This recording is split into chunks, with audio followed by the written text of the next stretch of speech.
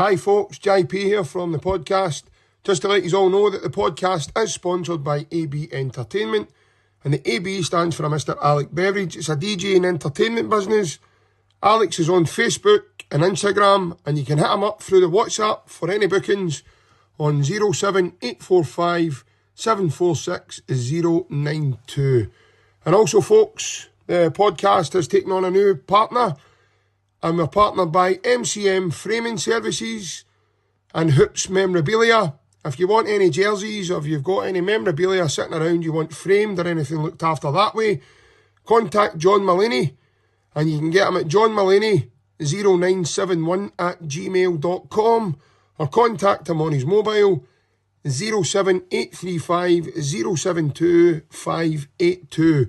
And here at the Unrestricted View, we hope you're all enjoying the content, and if you are, please like and subscribe. It's free to do so, and also share amongst your Celtic family as well. Hail, hail from all of us.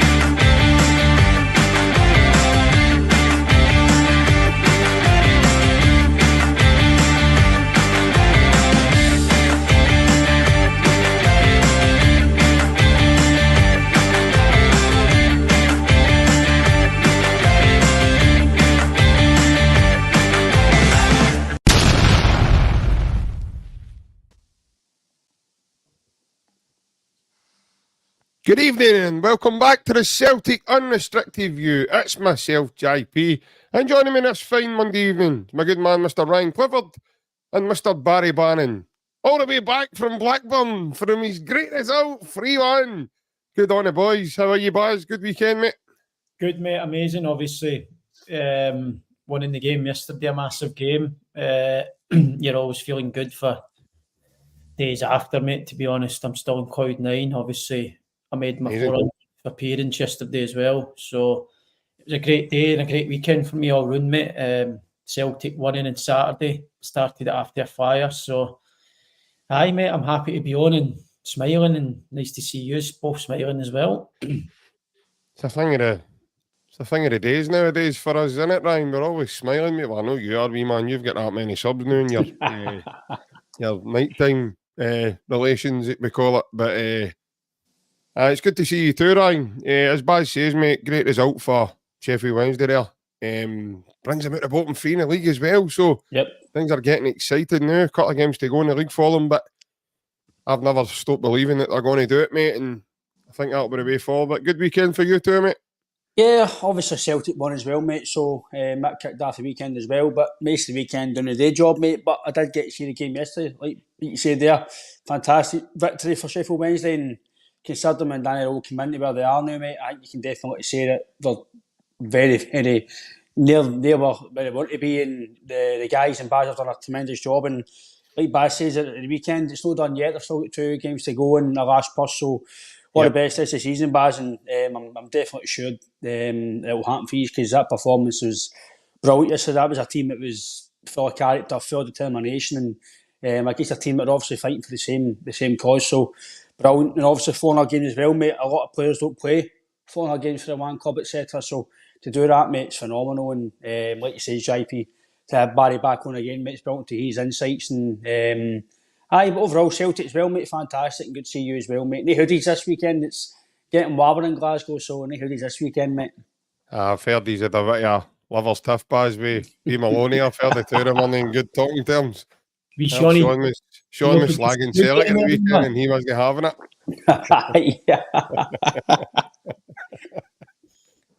Just as he pops up there, Mr. John Mullaney, that's our partner on the podcast, is the man behind the MCM Framing Services. I got a wee message from John today, folks, just to let everybody know if you're watching, that if you're trying to contact John via his Facebook, it's the MCM Framing and not the MCM Framing Services. And it'll be the same on Instagram as well. So after tonight, I'm going to get it changed as well, because I think we've got it, Ryan, sitting at MCM Framing Services for the Facebook logo. So I'm going to change that tonight once we come off. And then moving forward, everybody will then know. So there seems to be a bit of confusion and people weren't able to reach John. But John's managed to catch up with those who were after him. Not in a bad way. But yeah. So if anybody's watching at all, and you're looking to get anything framed, if you've got any signed jerseys or memorabilia you wish to get framed or looked after, it's MCM Framing on Facebook instead of Framing Services, and it's the same on Instagram as well, folks. Baz, obviously it was great to hear you Sheffield Wednesday. We had a wee chat there before we came on, mate.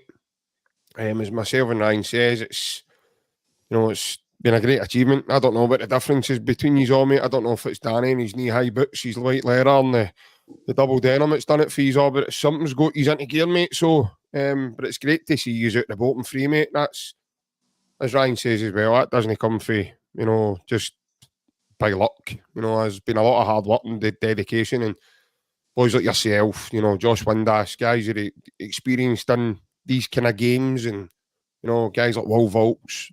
I mean, I've been watching these a long time now, and it's really good to see that, mate. It's really good to see that kind of desires, in you to fight and be in that league next season, mate. Nah, mate, of course, like we've got a lot of experienced lads in there. You've seen last season with the playoffs and stuff. The mentality of the group's second to none. Obviously, it's a different league this season, and it's harder playing against better teams, better players. So we get after a slow start, and a lot of it is down to the manager, obviously, him coming in and picking us up and giving us new ideas. I think if you look since he's come in, I think we would have been around about 10 for something since he took over. So, and I think the last 14 games or so, we're in 4th place. So we've done really well second half of the season under the new manager. A lot of it's down to the manager, but some credit's got to be given to the lads as well, because they've been brilliant. We've had setbacks in that time as well. Yep. I think we've done good this season. For every setback that we've had, we've regrouped and we've came back and put on a run. I think we get beat to Middlesbrough a few weeks ago now, maybe 4 or 5 games ago, and everybody thought it was the end of the world.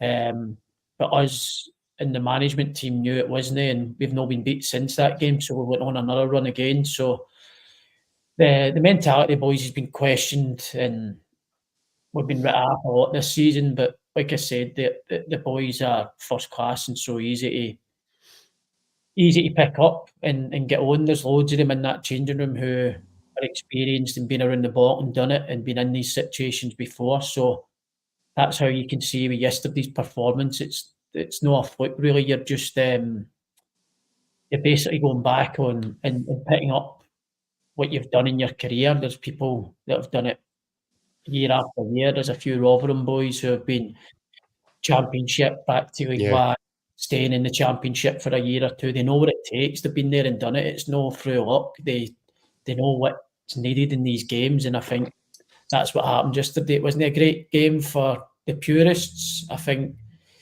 you could see 2 teams who were down at the bottom of the team fighting for their lives, probably a bit nervous in the first half, but I think you see quality in the second half when we got in and regrouped at half time and spoke about having nothing to lose and everything to gain. Just go out and play with no fear, really. And I think you could see that in the second half, that we picked good passes and there was a bit of quality at the right times, and we had a real good second half. And I think, like we said, that's through experience of the boys being there and done it. I think it was a well second half was a really good away performance. I think we were quite comfortable even when we went 3-1 up. We probably went back to a medium block instead of high pressing at 3-1, but we were never in any real danger. We'd seen the game out quite well. It was a professional performance, really. Yeah, thanks everybody that's joining us as well. Thanks everybody for the comments, and obviously the kind of well wishes to Baz as well. We fully appreciate that. Ryan, just as Baz is saying there, mate, it was a kind of game of two halves a wee bit, but for me personally, I don't know if it's just obviously knowing Baz a wee bit of bias here. I didn't think Sheffield Wednesday were nervous. They were maybe in the first 25, 30 minutes of the first half. Then they get the goal. And then I think the nerves came after Blackburn equalised fairly quickly after that. But like say, when they've got guys, they've got guys like Baz and Windass, guys that can take the ball and go running, mate, and look up and see a pass and starting to put a foothold in the game. But in the second half, as Baz says, I thought, as Baz says, they dropped into a medium block, but they still get after Sheffield Wednesday. Blackburn. They still get after them. Anytime Blackburn were trying to build anything through the mid, I thought Baz and one or two other boys, they stepped in. Even the boy Ugbo, his work rate was really good. Dropping in, giving them a hand, making sure there was always somebody in the cover. So it's as I say, it was a great result and a great performance. It was massive. Like Baz says, that's not just a fluke. That's through teamwork and. Like you see when everybody's kind of on strong and they're all working and all they're on shape, that only helps at JP. And you seen that. What I was really impressed with Baz was it was the fitness levels near the end, and they were still. I think it was 11 minutes or so at the end, and yourself, everybody. It looked a bit of a slog the last 10 minutes, but everybody was still fighting, still trying to tackle, still trying to do the simple things, and it just shows you JP that level of fitness, mate. It's phenomenal to keep driving and. 9 times out of 10, Jeff, you played yourself. See when it gets to the last 10 minutes of games, sometimes you're running on empty, but it's adrenaline and fighting desire. And when you're trying to win things or try to save yourself and try to do things that are relevant to your team and your game, that kicks in, mate. Fitness gets you, but when your mind and heart and desire and grit and determination, once you've got that in you, mate, like Baz says, experience, that doesn't leave you. That stays with you and the will to win and the will to drive your team forward. So, like as well, experience counts, JP, in every level. It just shows you. You may have ability, but if you've got the knowledge in there to keep it simple when it's got to be simple and put it in the corner when you want to put it in the corner, it's small margins, mate, they get you victories as well. So, fantastic victory and obviously 2 games to go, JP. So, I'm quite confident they'll get through it and all the best to Baz and the lads on the next 2 games. Yeah, definitely. Absolutely.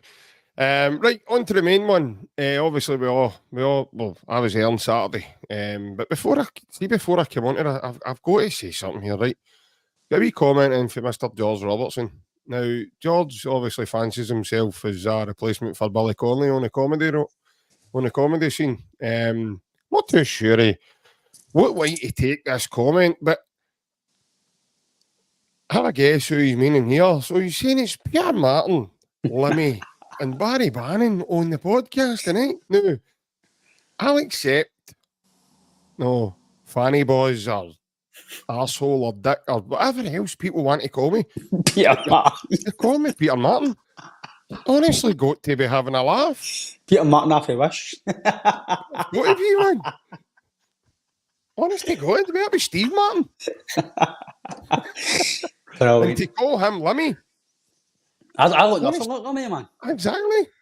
Is it just because you act to go all the time? Is that how maybe he's getting at?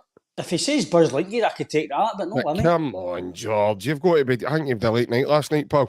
I think George has not had his med yet, mate. George has been on a swally for Saturday, I think, for we were at the game. Maybe George is due a wee visit for Nurse Ratchet for medication time here. Good man, George. Just as well I can take a laugh, mate, innit? Jerry says Dean Martin. Dean Martin. By the way, I'm not a bad chanter, I know, by the way, Jerry. I'm not a bad chanter. But, no, Jerry, George, you've had your chance. That'll be your last comment tonight, mate. Sorry. You've had your chance here. Definitely. But, Baz, obviously, we all seen the game on Saturday. What was your overriding thoughts on Saturday? I thought, like I said to you on Saturday after the game, it's all about winning games and at this stage of the season. First and foremost, I want to give credit to Aberdeen. I thought Aberdeen were really good. In the 90 minutes, I thought they were brilliant.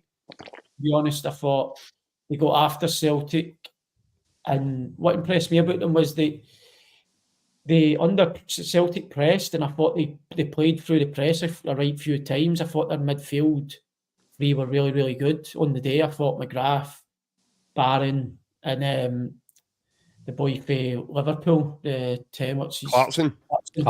Aye. I thought the three of them were really good. I thought they played nice football. Obviously, with Miovski, we've seen him this season before. He's a threat up front, but I was really impressed with Aberdeen. Put it this way, I never thought watching them on Saturday, their league positions definitely fall. What they played way above what their league position's shown. Obviously, we're not here to touch on Aberdeen. We're here to speak about Celtic, but I thought Aberdeen were brilliant. Celtic, I think it was similar to last season, JP. To be honest, I think playing in splits and spats. Like the first half weren't great. I thought midfield we get overrun with their midfield three, and that's where games are won and lost really in the engine room. I thought we lost the battle in the first half, in the middle. I thought Callum McGregor doesn't look the Callum McGregor that was seen before he was injured. Obviously, he's been out for a bit, whether he's not up to speed yet or he's not fully recovered for that injury. I've actually got a wee question for you. Brian McGarry's put it in. He says, Baz, do you think Cal Mac's getting over his injury, or do you think he's taking something to get him through these games? A lot of people are on anti-inflams before games anyway. It's just modern day football now. There's people taking painkiller tablets before games. Whether it's habit or people are actually carrying injuries, you don't know.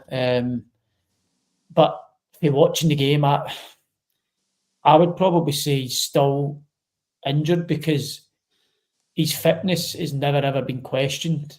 So I don't think he's getting up to speed with coming back from injury because he's a fitness freak. He's as fit as they come. I think he might still be carrying the injury, or it could be just he's not playing well at the minute. It happens. But I thought he didn't look right on Saturday. Hatate as well was quiet, but even Hatate still shows bits and bobs. You see his pass to who was it? He split the defence clean open in the second half. It was somebody coming in for the left. James Forrest, was it? Might have been Jamesy. Aye. He was good, I know. It was some pass, and you just see wee things like that. He still showed wee bits and bobs that I think for what we know he's like, he wasn't great. I thought the midfield three were poor, to be honest, the whole game. I thought Bernardo came on, changed the game for us a bit. I thought he was very good when he came on, and I thought, like I said on here weeks ago, James Forrest will have a massive part to play. We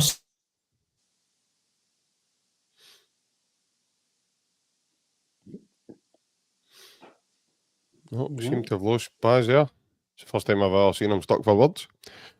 Freeze. Yeah, he's frozen. We'll give Baz a chance. Obviously, Ryan, I think what Baz is kind of trying to say there in terms of the midfield, I think they were non-existent.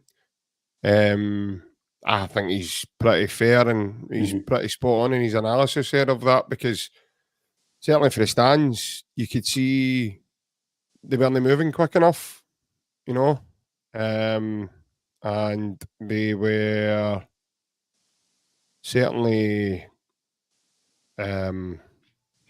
jaded, very jaded, and kind of certain areas of the pitch where we needed to be really at it. But again, Ryan, I don't want to put it all into Celtic and say we were bad, because Aberdeen were really good.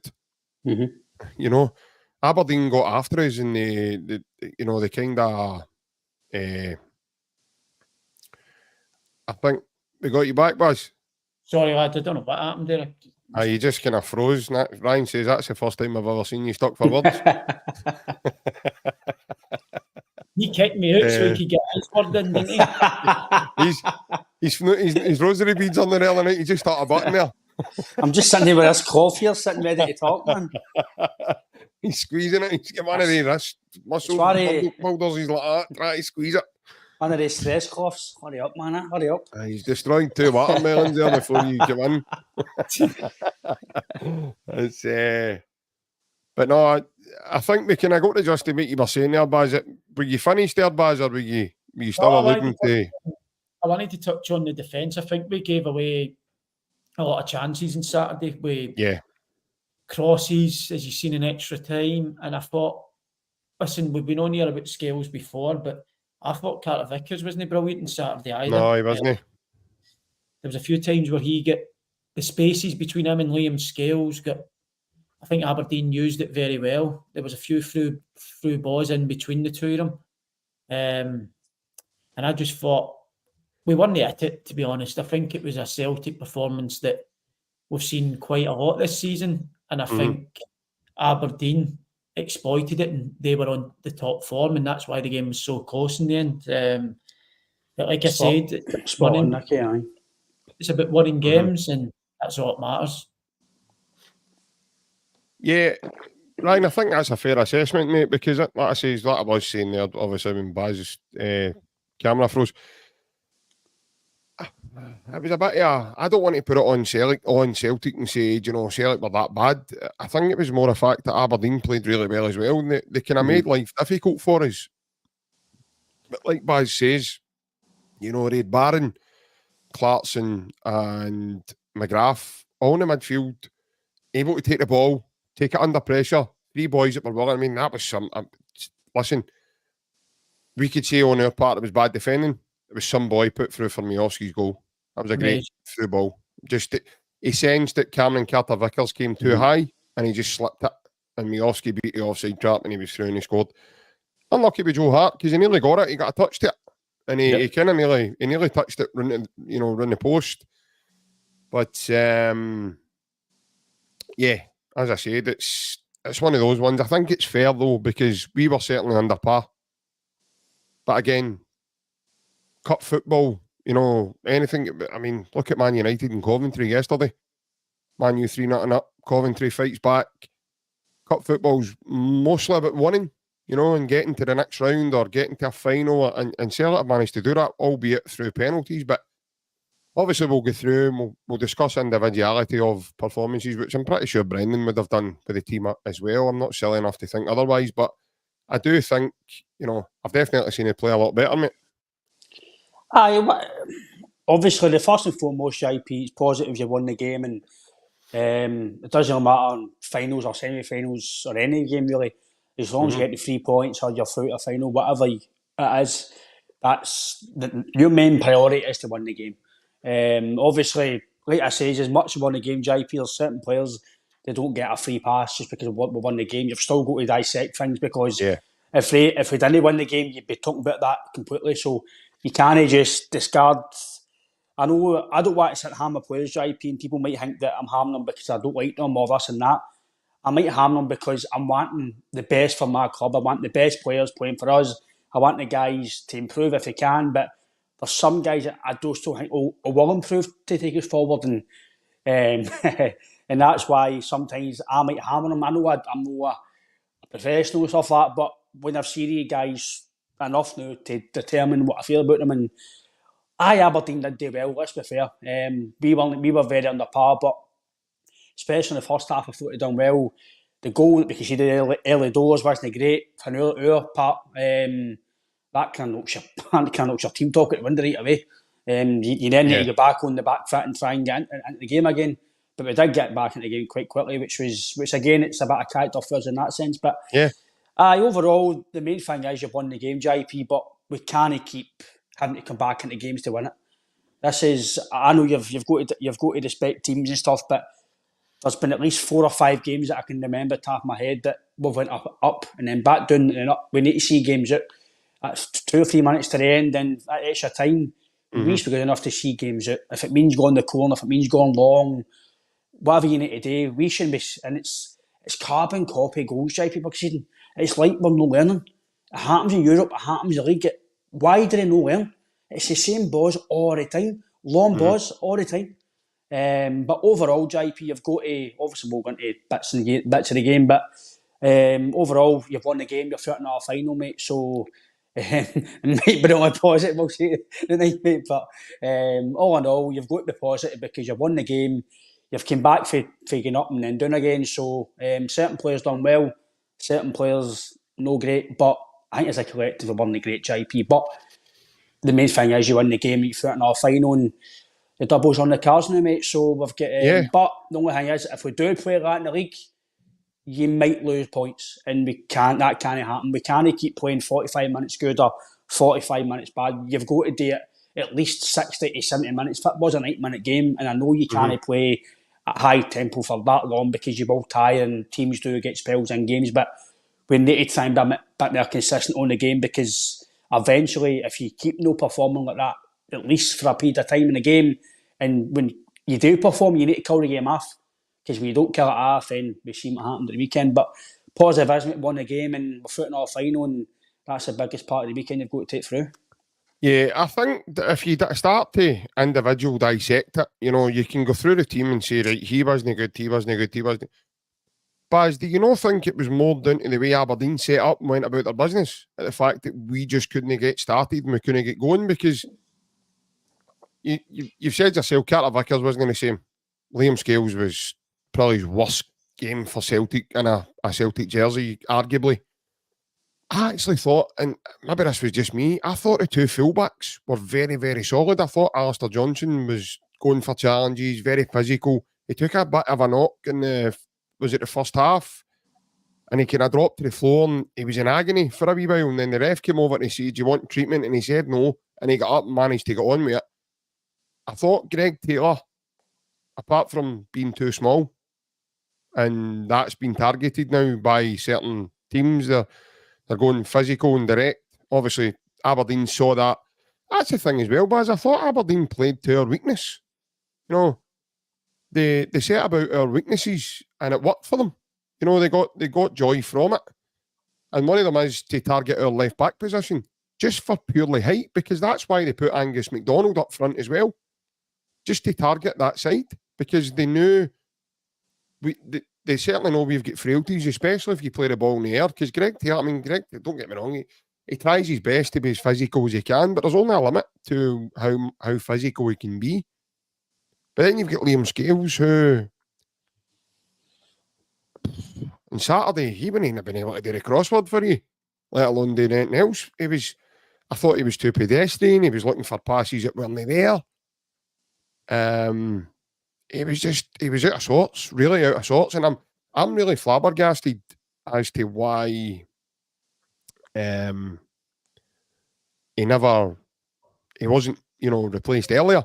When he brings Miovski on at the death of extra time, that should have been rectified maybe even at half time of the first half, before it even gets to extra time. So I really think that there's certain frailties there.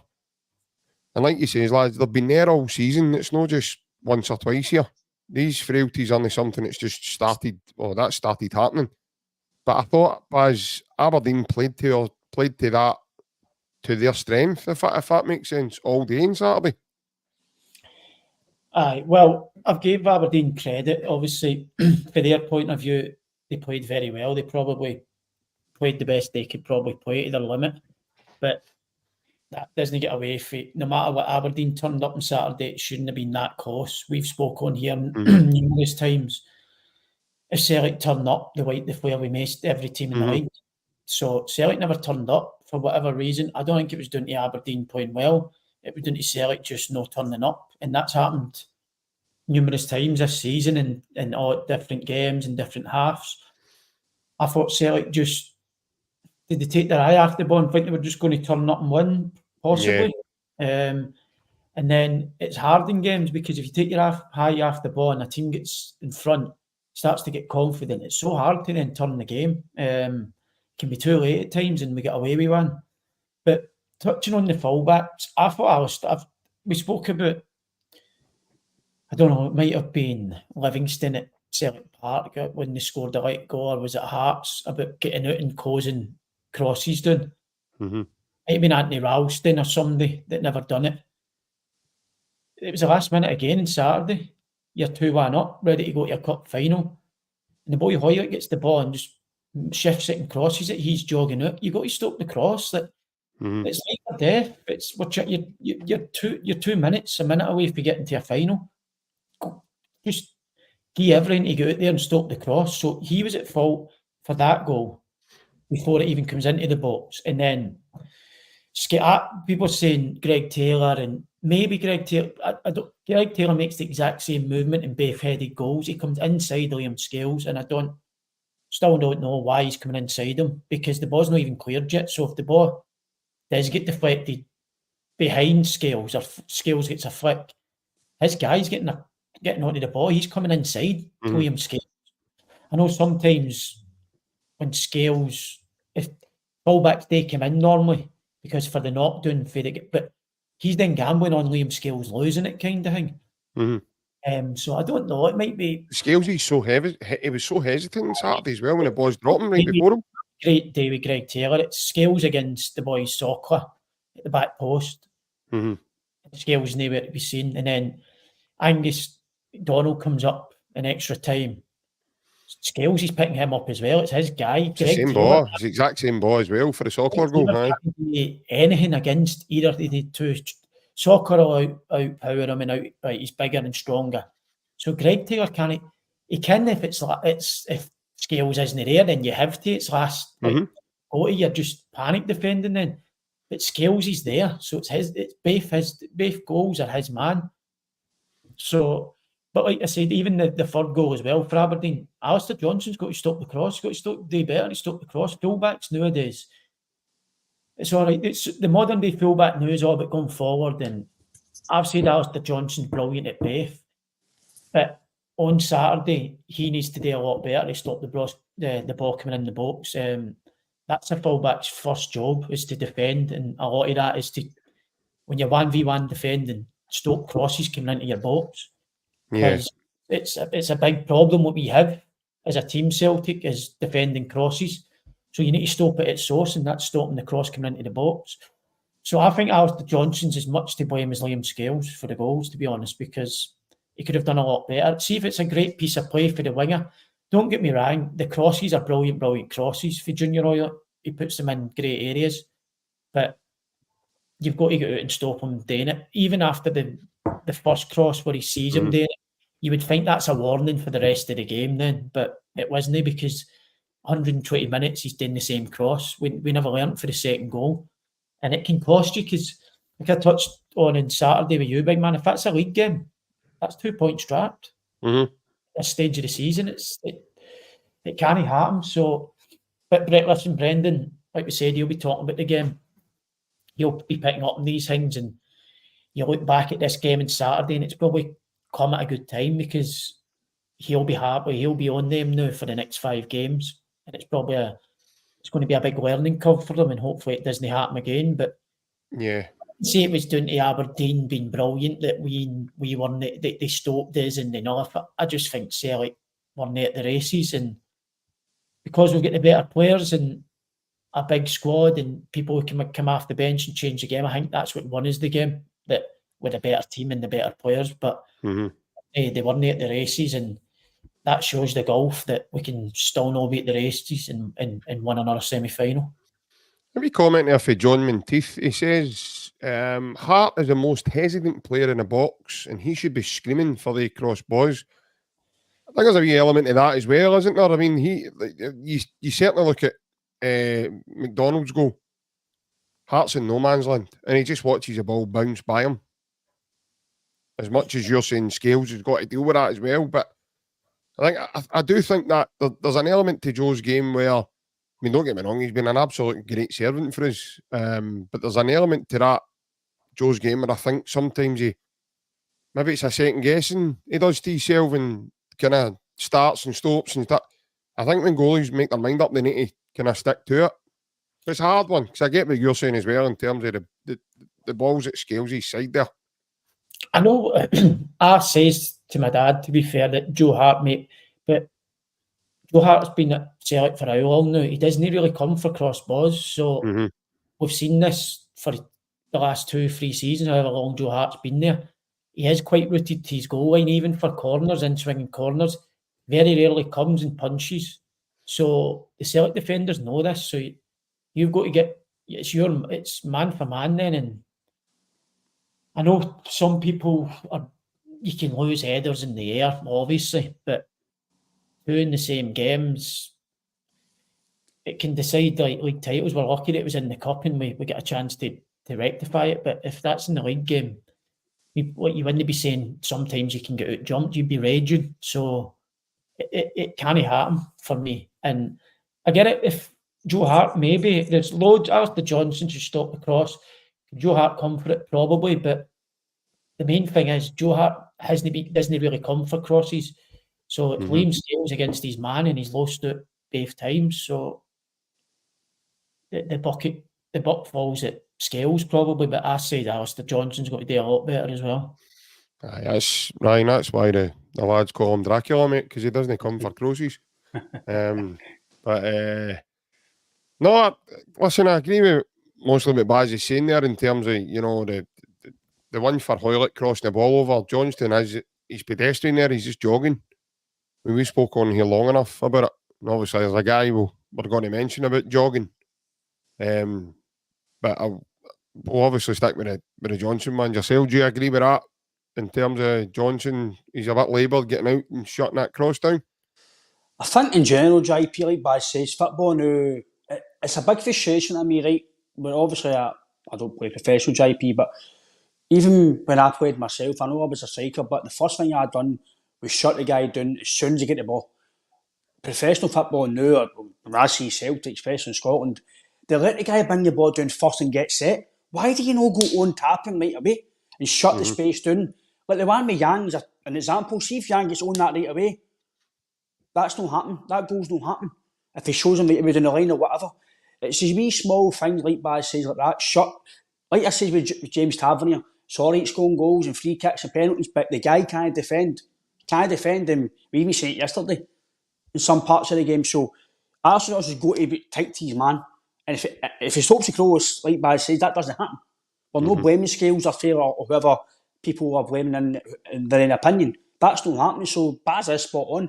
Your first protocol as a defender, as a fullback, is to make sure the ball doesn't get in, unless if the ball doesn't get in, at least play it back the way so you can then get in shape or push out and prepare for it to come in for that side. So I think he's right. Again, sometimes when you at the game, you don't always see everything. It's when you come back and you look at the highlights. And I've looked at the goals again, JP and Liam Scales and Greg Taylor. I get what Baz is saying, but that's just too carbon copy of the goals. And it is mainly about Liam Scales. And listen, let's just be ruthless here, JP. Liam Scales are not good enough. We need to stop pampering players. He's done okay. Liam Scales is he's just about good enough to be the last resort squad player.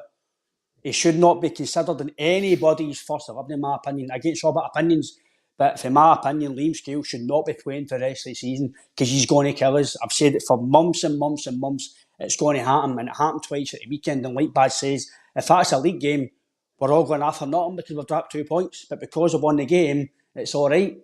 It doesn't happen like that. You've got to criticise, like Baz says, you're trying to go for trophies. If that's at Celtic Park and you draw the game, he's getting canned.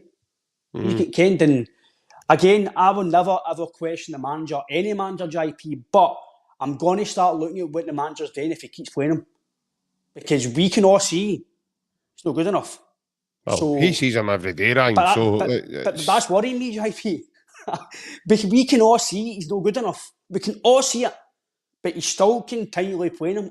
He turns up, he's fit, whatever else. Miovski played well at the weekend. Why is he not back in? We got a clean sheet. He's back in, he got 3 goals. I know Carter Vickers for the first goal, listen, it was shocking a lot of the game. But I can give Carter Vickers a pass the odd game because he's always consistent. The Scales has been consistently no good enough for months now. And we need to stop saying, but we're okay. We need to keep standard as a football club. Scales is no good enough. It's as simple as that. in my opinion, it's as simple as that. He should be on the bench for the rest of the season because he's going to concede goals for us, and that is going to happen in the league. It's going to happen. It's just not going to. He's not going to improve in next week in 2 weeks' time. It's not going to get any better. I counted one thing at the game. He has got better though, hasn't he? I mean, but that's what I'm saying. He's got better, but are we just all right with him being okay? That's what I'm trying to say. We should be expecting guys to be a lot better than that. This football club, if we want to go and win trophies and improve in Europe, etc., we need far better Liam Scales. By the way, like I say, it's maybe the worst game I've seen him play for Celtic. Oh yeah, it was. Cameron Carter-Vickers was equally poor. Again, like I said, he was. But he doesn't get the doing. He doesn't get the doing that Liam Scales gets because he's no Irish and he's no. No, it's because he's consistently good. Vickers, guys like Cal McGregor, he's allowed a pass on the game because he's that good. Would you know, say Ryan, that's the case for Liam Scales because he's been. He must be consistently good in Brendan's eyes because surely wouldn't be playing. Like, JP, check social media. Every single Celtic fan in the room will be saying the same. There was one instance. And it's not like we can sit here and say, right, guys, you know what? He's only playing because there's injuries now. So if the manager's picking him, then surely he must be doing something behind closed doors that we're not seeing and we're not privy to. But what he's doing behind closed doors isn't what he's doing on the game. What he's doing in the game is killing us. It's killing us. We've seen it on Saturday, like Baz says. The goals are through him. If that's Miovski with his height as well, we're probably going to win the heaters as well. So for me, like I say, it's just my opinion, JP. If we keep playing him, we're going to concede goals, and it could potentially lose the league. I said it weeks ago. People laughed at me, and it's going to happen.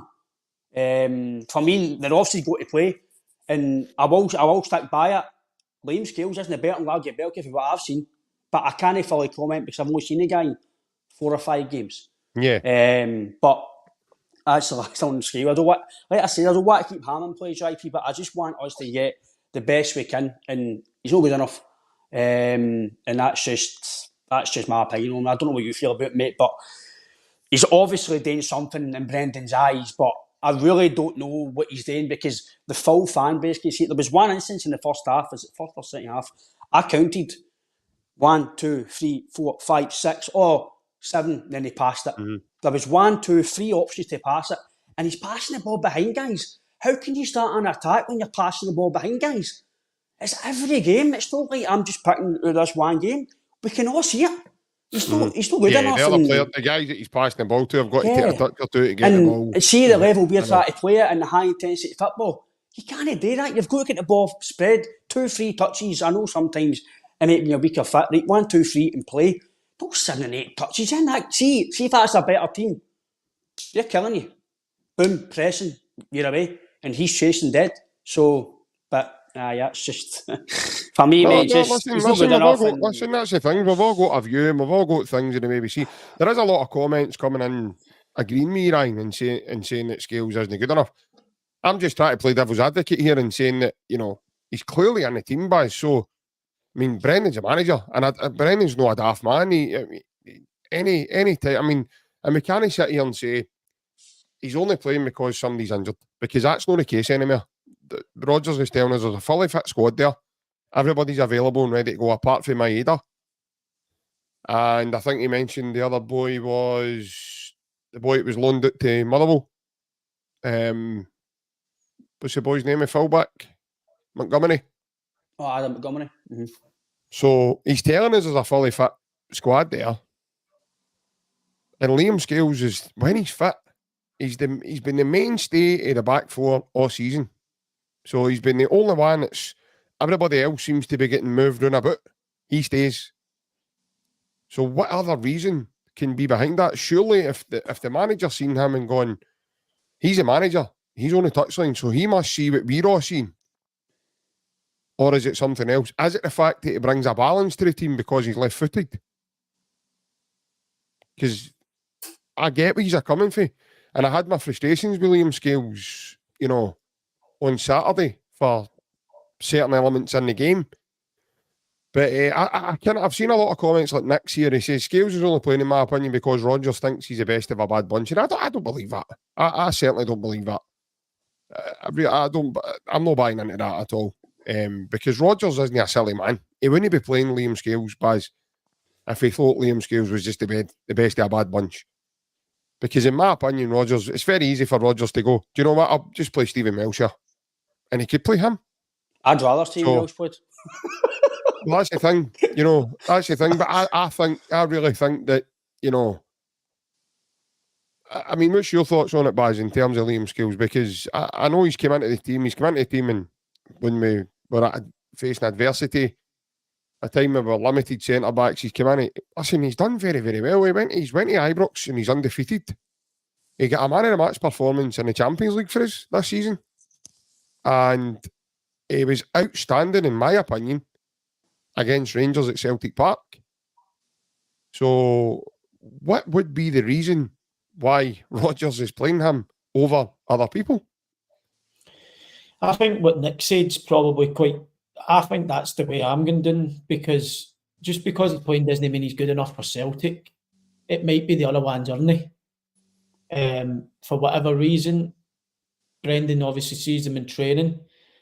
But I've played with centre-backs as well. They don't train very well, but you put them out there on a Saturday and they're completely different players. They're brilliant. I played with centre-backs who train well and don't play well on Saturdays. It's different. But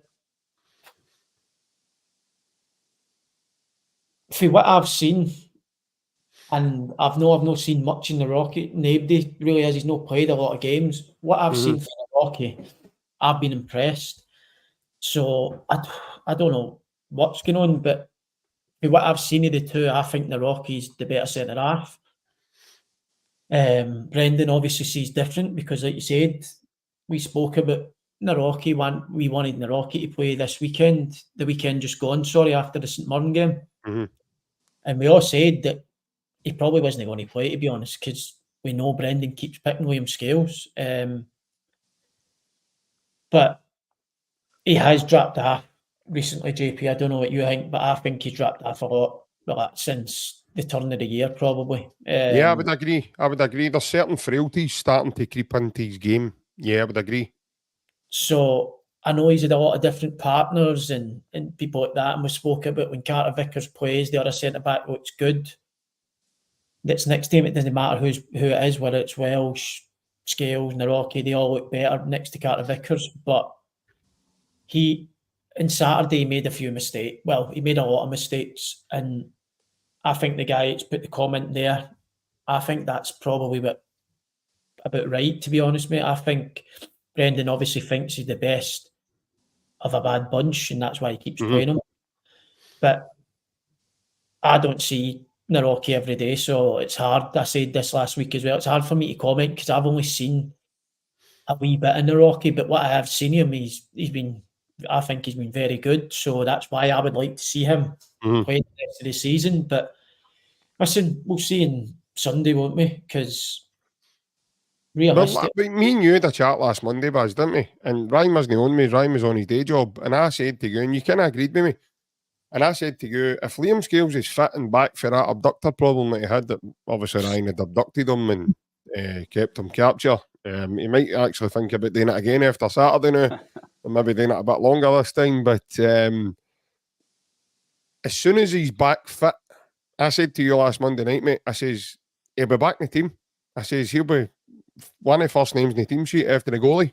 And you agreed with me. You kind of agreed with me there and then. We all knew that he was going to come back in, but we didn't really know necessarily. We didn't want him to come back in, do you know what I mean? But I think we knew if he was fit, deep down we knew he was going to play. So it wasn't really a surprise, really, because when you seen the pictures of him training on Friday, he was in the training pictures. I knew there and then that he would probably come in, but how can you sit here and slate the guy? He's in Team of the Year as well, isn't he?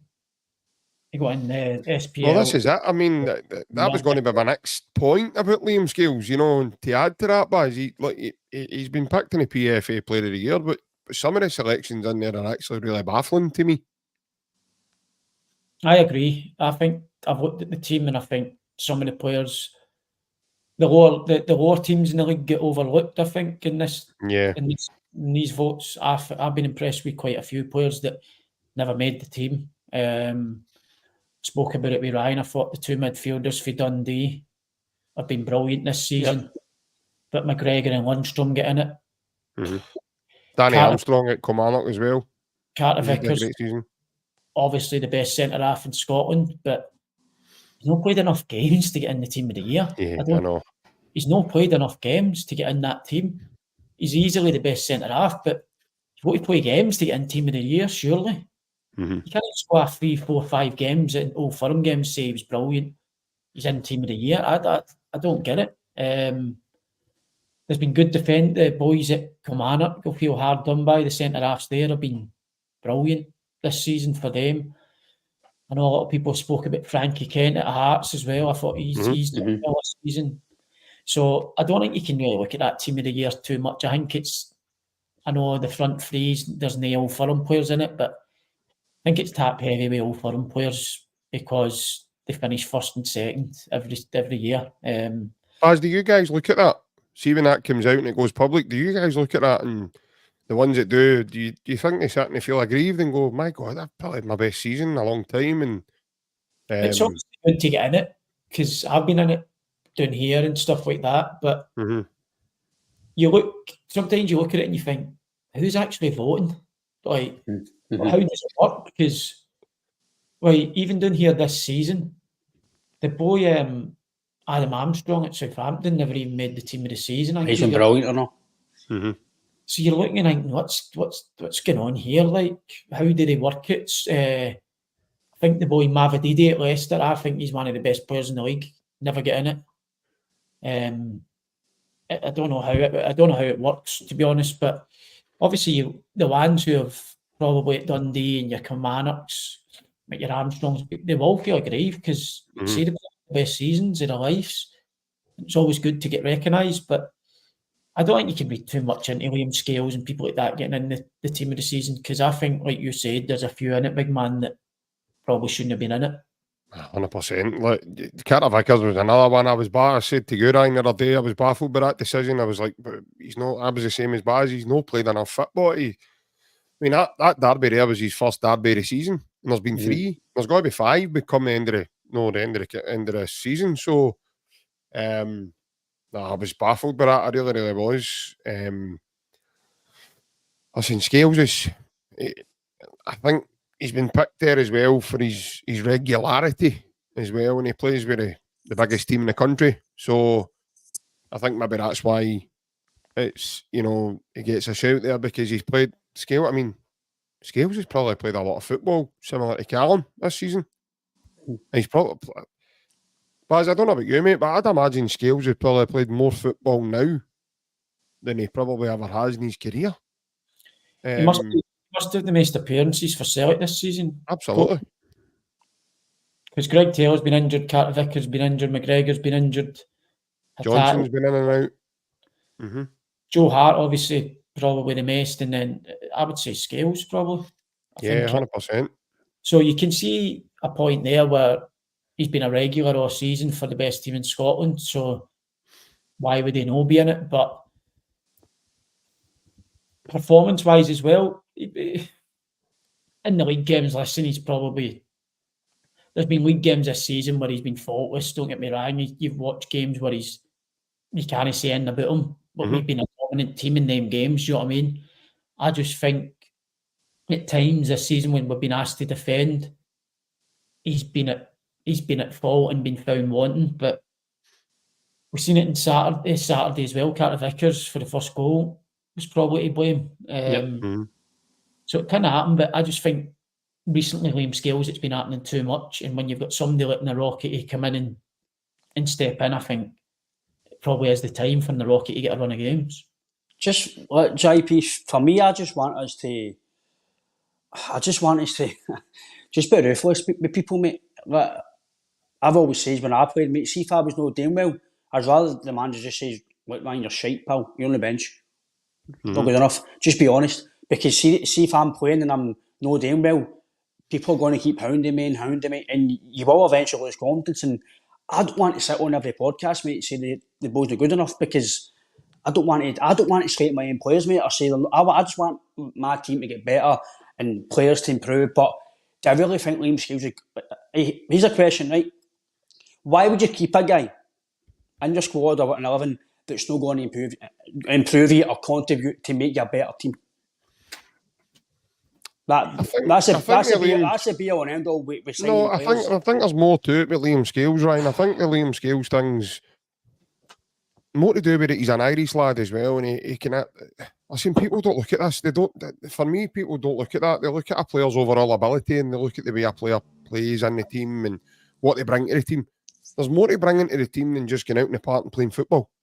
You need to be a good teammate. You need to be a good team player. You need to, of course, that it's comes massive, later, mate. Massive in football, and a lot of people don't realise it. So there's a wee bit more to it than of just. Of course, that comes with it. That's why you're signed, because you're good at the dressing room. You're good. You're not a bad egg and stuff.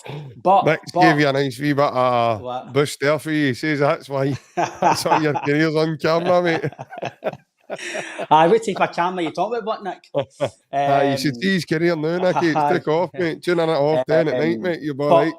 See, just for me, JP, I just think he's obviously a decent player, right? To play at Celtic, JP, you've got to have some sort of ability, right? But I've seen the guy enough now, and like Baz says, he's starting to show, no disrespect, but why he was put out to Aberdeen.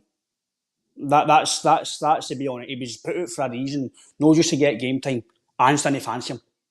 So Brendan's brought him back, and like Baz, I agree with Baz. I think it's just maybe he thinks he's just, this is what I've got, and he's the best of what I've got to know. But what I've seen from Miovski, he's all right on the ball. He plays the ball. But was it similar to Big Idah? Ryan, was it similar to Big Idah that Ange put him out to? Nah, I don't think so, mate. Ange brought him in, he was a left fullback. I think Rodgers had a plan for Idah, and he made that. And then Ange put him out to play centre-half. The reason for Dan Christie as well, it was a plan to hit him out. I don't think the plan for Liam Scales was to get him back in the team, because even the bits and bobs he's played in pre-senior stuff the year before, it wasn't great. He was loaned out because he wasn't good enough, and Ange didn't think it was the end of him. And then when they brought him back, Rodgers, he's played him, but like I says, mate, the manager's playing him, and I've got to go with the manager. I mean, he sees him every day, but me and a lot of the fan base, they're all saying the same thing, and I'm not going to start being worried, JP, that if people are thinking that he should be in the team. Generally, even next season, if he's in your 11 next season, then what's the standards of the club? How are you going to improve? What's the ambition of the team and the fans? I guarantee you next season, in my opinion, if the left-hand side is Greg Taylor, Scales and Yang, he'll not be a happy camp. Yang as well, JP, I'm done now. It's embarrassing now. He's not good enough. He's never going to be good enough. None of this, he's got potential, he might do well. Be ruthless. Not good enough. That left-hand side is not good enough to take Celtic forward. I think that's the big question. Would you be happy with him starting next season for Celtic? No. And that'll... Never near it, Buzz. Everything you need to know. Do you think he'll start next season? Here's another question. I think if you win the league, JP, you have better minimum 150 million or so in the bank with footsteps and season boots and training gear, and maybe potentially selling a player for big money, right? So you could have 170 million or so sitting there. If we go and spend 300 grand on a player or 500 grand on a player, or we keep Yang and keep Scales, listen, me, myself and the fans, we're going to go apeshit. Because it's not going to wash anymore. You have the biggest financial budget the club will ever have, and you're still trying to find wee tiny gems at that price. That's all right when you're maybe not going to money, but you need to be savvy what you're doing, and you need to be a bit braver. But I know, mate, but it all comes down to, again, mate, that all comes down to Celtic's model and the way they work, but that's a different thing. I know, but for me, that left-hand side's been targeted all season. It's weak as piss, in my opinion. If we win the league, just get through at the end of the season, wait, and then into summer. Listen, I think we'll have a wee bit of rebuild in the summer, because some of the players are not good enough. Even some of the guys on the bench. But I agree with Baz, very good point that he made. I thought the subs changed the game big time. I thought Adam Idah done okay when he came on. There was a chance in the first half. I can't remember, was it Kyogo or was it Forrest? But he holded the guy up well, and a wee turn. He done very well with that. Bernardo was brilliant when he came on. For me, sign him. For me, he's worth £6 million. Thought a lot was good as well. But he changed the game. See, for us to go 2-1 ahead, and he sort of changed the game and put us. I thought a lot was good. But it's just like you says, Baz. I think for me, the be on end all, if that was your team next year, would you be happy? No, so why are you happy right now? Do you know what I mean? There's guys in there who can come in. Greg Taylor will date in the season, JP. Greg Taylor's okay for Scottish football. But if you want to try and aim higher, mate, that left-hand side, I think you're spot on, Baz. I think it's going to be sorted because we're leaking too many goals. We're leaking, for me, Baz, it's no even, like you said, you don't mind that guy scoring a world there. They're playing free with 2 free touches and boom. They're scoring simple goals that, in my opinion, mate, should be, at that level of football, should be sorted and no happening. I think you're right. I think, like you said, it's the left side. People have been. I think Greg Taylor's brilliant. No, I think he's the best. Like he's been the best left back in Scotland the last couple of seasons. I was surprised he wasn't in Team of the Year this year, but I get what you're saying. If you want to go forward, because you look across the road and they've still got the same back four, and look what keeps happening there. There does come a time in football where you need to change to move on, and I think we are probably getting to that stage now where we've had people for 3-4 seasons done an unbelievable job for Celtic. Don't get me wrong, you can't knock them. They've won trophies, trebles, everything. Yep. But you do need to. You've got to be proactive. You can't be reactive. You've got to be proactive in this game, otherwise the gap narrows. And it kind of, whether we like it or not, it is narrowing. I know we're still the better team when we turn up, but the league table this season says it's getting tighter. And that's all right, but you need to be proactive. And I think, listen, Celtic aren't stupid. Brendan's a top manager for a reason, and I can see big changes coming this season. Possibly. The left side is something that everybody's touched on about needing to get better players in, and I think Brendan tried. He tried to get a left back in January. We Sergio Gomez for Man City. So there was obviously talk, and like he was obviously trying to get a left back in. It never happened. So it'll be something that'll be looked at again in the summer. He's obviously not happy with the centre halves. I know he keeps playing Liam Scales and Carter's look his main too, but it's something that he probably needs to change, and he knows that. So he'll probably bring in a centre half, and there'll be players that will go. Will Matt O'Reilly leave? Will Kyogo leave? It's going to be good because, like I said, we do need change. I think it's not going to be good if they leave, because if we man will be back at the bleak again, he'll be like, you'll get it on top. No, but Celtic's model over the last few seasons, we've sold some top players, Jota, Edwards, your Van Dijks. Celtic always move on, and I know we've had a fair share of bad signings, but we've been really good in the transfer window. I think you see some of the players that have came through the doors and left and been replaced. But look at now, we all idolise Kyogo. We were heartbroken when Edward left and Belly left. You always replace them at Celtic. You've always got somebody else that's going to be your hero. So I think the time in the summer is the time for a bit of change and new heroes to come in. Yeah, I would agree with that. I know it's one of them ones. My dad's kind of gone like that to me now, because he was banging a drum in January about a certain individual, and Ryan, I think I'd done your nutting, mate, in terms of Miovski. I was saying to you, we should go and get him, we should go and get him. And I think if I've done that, he's took it out on me by scoring against Celtic repetitively now every time he plays against us, just about. But I have a wee question there for John Mullany. I'll put this one to you, Ryan. Miovski or Idah? Do I need to pick between them, or can I go higher? Well, it's one or the other. You're not getting to do them unless you've got if I had a choice, it's a hard choice, because I'm being honest, JP. Come on. JP, I think, I'll be honest. It's a no-brainer. No, if I had to pick out the two, maybe Miovski. Really? Oh, aye. You're off your nut. I really am. I'm shocked at you there, by the way. What, out of two of them? Out of Miovski or Adam Idah, you would pick Miovski. Oh, I've said that wrong. Adam Idah. No, we all heard it on here, folks. He's picked Miovski. No. Like I said, if you pick one striker, if the choice was if I had to pay $6 million for one of them, I'd go for Adam Idah, because he offers you more in terms of not just his goal scoring, but I seen it at Saturday, JP first hand. He's big, he's powerful, he's strong. But for Miovski, like I say, JP, in my opinion, we should be looking better than a guy. I've all heard it, Ryan. You can't take it No, back. I didn't mean it. I didn't mean it. I would take Adam Idah because, like I say, I was critical of Miovski in January when we were trying to get him. I was talking about him in Shankland, and for me, I think you've got to be a bit higher, in my opinion. I said it on Twitter to somebody asked about it today, and I said you've got to be looking for higher, in my opinion. I know he's done well for international level with Macedonia, but we have, in my opinion, JP, that rumour about him coming, that's done now. I wouldn't even go back to it. If you add Idah here, if he's to be the man at second choice, he wouldn't be my first choice. If I had a choice, again, I'm more a scout. I can't go and pick players and tell you who's thinking about. But for me, I think I've seen enough of Adam Idah that you can tell. It might not be your Kyogo quality, but you can definitely see that he's going to contribute to the team. He's at 8 goals in 12 or 7 in 12. He's done okay considering maybe myself.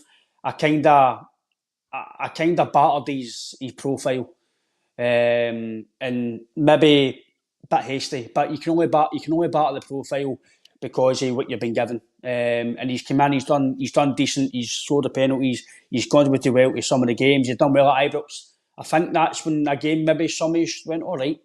He's made a big difference at Ibrox, and we kind of won the game with him. Well, sorry, drew the game with him. So I would say if I had a choice, JP, I think you've got to go with what you know. And you've seen Adam Idah. He's strong, he's powerful. Miovski, I think that's done now. I think that was the rumour for January. And even then, I was critical of signing him for the amount of money they were talking about. Adam Idah, he's got a bit of potential. How many goals did you say Idah's got in the last 12? 7 or 8, I think, Buzz. 8 goals in 13. Miovski scored 1 goal in the last 12 games. Right, there you go. That kind of takes it. Yeah, so It was against us. He did do well on Saturday, IP, but I was watching what to say. But the offence, I know Vickers wasn't great, but look, he's playing against Liam Scales. Is that the marker you put against? Do you know what I mean? So you can't really say the guy brought because he's playing against Liam Scales, because Liam Scales won't be centre back next season for Celtic. I can guarantee you that, and I'll put anything on it. I know he won't. So you'll be playing against better next season for Aberdeen if he's still there. So for me, my real answer was is Adam Idah, because he's, like I said, I wasn't his biggest fan when he signed JP, because I didn't like the profile of him, his injuries and stuff, but he has done okay since he's come in. He's contributed, he's gave us some good important goals, and he will be a contributor to the end of the season, like Baz said as well. Another guy who we didn't mention, I've not mentioned, sorry, James Forrest. Thought brilliant when he came on. As soon as you get the ball, direct, taking guys on, want to make things happen. Didn't see that for Yang the full game. Didn't see it for the full game. And listen, Yang got a baton after people went about me. And I know he showed flashes, and he said Aberdeen at home, he was brilliant.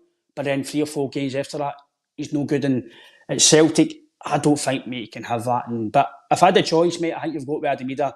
You've seen what he brought is, and he will be a decent second in command FB, but I think if you want to progress, I think maybe even higher. Again, I don't know who he signed, but if I had a choice, I would take Adam Idah. For me, I think we should be aiming higher than signing guys that are maybe down below. And I know Aberdeen's maybe know the position they should be in, but I think we should be aiming a bit higher, mate, than that level, my opinion. So if it was a price for what we're talking about, then I think you would go with Adam Idah, because I think he's got the more potential as well. Yeah. But we all heard you on here say Miovski first, wee man. You're definitely not getting away with that. And people are saying on the comments that you're kidding on, you didn't mean it and all that. Well, if you look back to January, we see what I said about Miovski, and I get criticised for it, but now people are saying I was right. So I'll take that 1-0 to me. A big one goal in 13 games, and you're taking them, big man, and you're taking them, wee man, in the summer. I'd read to see what state we're in next season if you're bringing him in and replacing him with Adam Idah. Oh, sorry, we're keeping Liam Scales, sorry. He's getting the captaincy next season with a 5-year contract. Oh, Jesus. Monty wants to know, is that an orgasm I'm drinking? No, mate, it's just a wee tinted cup with the looking orange in it. So nothing too exciting. But talking about orgasms, it'll not belong to Ryan 7, one of them. It's nearly 10:30 and we'll be... That's why that's him, mate, just waiting to prepare for it. That's why, by the way, he's got photos of stuff off the American Pie up in his door. No, it's not him, it's his mom I've got in front of me. A big photo of Paul Finch. Over there, Stifler's ma. I've still got my big bottle, Maestro. I've still got my big bottle, mate. I just take turns about. I just take turns about what I want to drink for. So, don't worry, the big bottle will come back. If you want it back for during the week, I'll bring it back. Don't you worry. But, aye, boys, yourself, mate, in terms of Miovski or Idah? I would have Idah all day. I think Idah's brilliant. He's probably what age? Is there any age difference? They're probably around the same age, aren't they? 22, Adam, didn't he? All right, 21, I think 22. Idah is 22. I think so. Aye. And I think Miovski 25. 24, 25, aye. Listen, I think Miovski's brilliant as well. I'm not saying Miovski's not. I think he's a very, very good player. I've been really impressed with him. I think probably with the old Fulham teams, he's the best striker in Scotland. I think I would go for him. But you know, the other ones that are playing in Scotland, I like him. I think his movement's brilliant, very good finisher, quite good physically. But I just think Idah's better at all them things than Miovski. Maybe Miovski's a better finisher than Idah, maybe. I know I'm saying he's got 1 goal in 12. He's obviously playing in an Aberdeen team that's struggling, so he would be better for a better team, obviously. No, I think Idah's attributes are a lot better than Miovski's, but I'm not a big fan of Miovski. I think if we were going back a couple of years ago when you were... Well, we want to challenge in Europe now, don't we? Champions League and stuff like that. I think if you're looking for a backup, maybe he's not a bad signing for Celtic.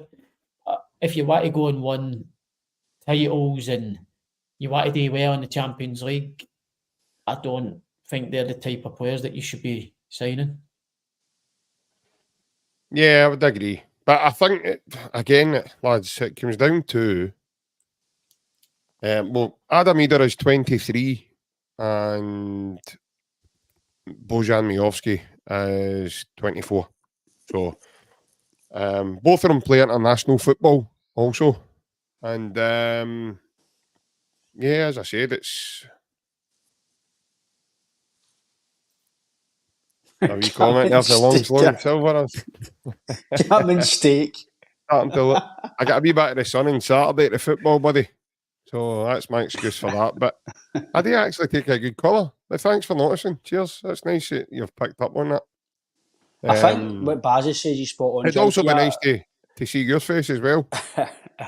Long face, your face is long. Aye, long face, Silver. I think Baz is spot on, JP. I have said it I know in the past that I know it can come down to money, but ideally for your backup, I'm not saying going by the same quality as Kyogo, but somebody that's maybe just say a Giakoumakis type, right? Just say a similar quality that's able to come in and do it Europe or be that close to it. Because I know people might say if you sign a guy the same quality and might be unhappy, well, that's down to the two players to decide who's the main man. And I think with the finances that we could have, I don't know what you feel, but that's one Baz, but the finances that we could possibly have to win the league, ideally, I'm not saying overhaul the squad, but ideally you maybe, to these guys, you would want a similar quality FB if you can. I know it's a lot of money and stuff, but the same guy who's maybe plays in Europe, the similar quality that can play in Scotland, and you can maybe rotate if possible, because I know the games, I think it's 8 games at least maybe in the Champions League that season, plus a cup game, etc. So ideally you want a striker that's maybe possibly not as good as Phillips, but at least a wee bit as Kyogo, that can come in maybe in the league games if he needs a rest for European games, and you still don't really see the quality to drop him off. Of course, I think I think we've got it with Idah. I think I don't think we need to really change the two. I think the two are perfect. There's times where you could even start Adam Idah.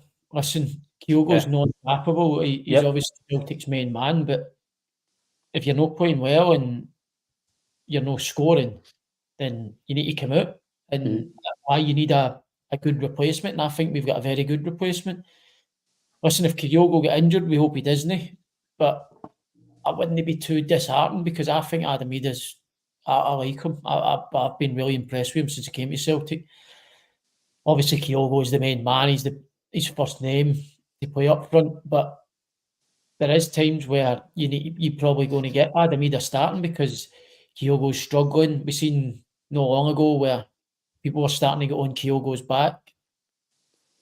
They agree with it? Probably no, but he wasn't scoring, so Adam Idah started to get a run of games, took his chance well, scored a few goals, and then the wee man comes back in and starts scoring again. But no, I honestly, Ryan, to answer your question, I think we've got a good enough replacement for Kyogo in the books already with Adam Idah. We just need to go and sign him.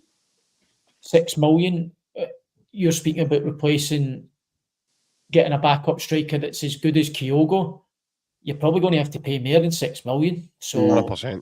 I would pay 6 million for Adam Idah. I know a lot of people are saying it's a lot of money to pay for a backup, but it's all right saying he's a backup. He'll probably play his fair share of games, start his fair share of games through the season with Champions League and in the league and the cup games anyway. But you could easily half and half with the two of them. So I would pay the 6 million because I think if you want a like-for-like replacement for Kyogo, you're going to have to pay more than 6 million.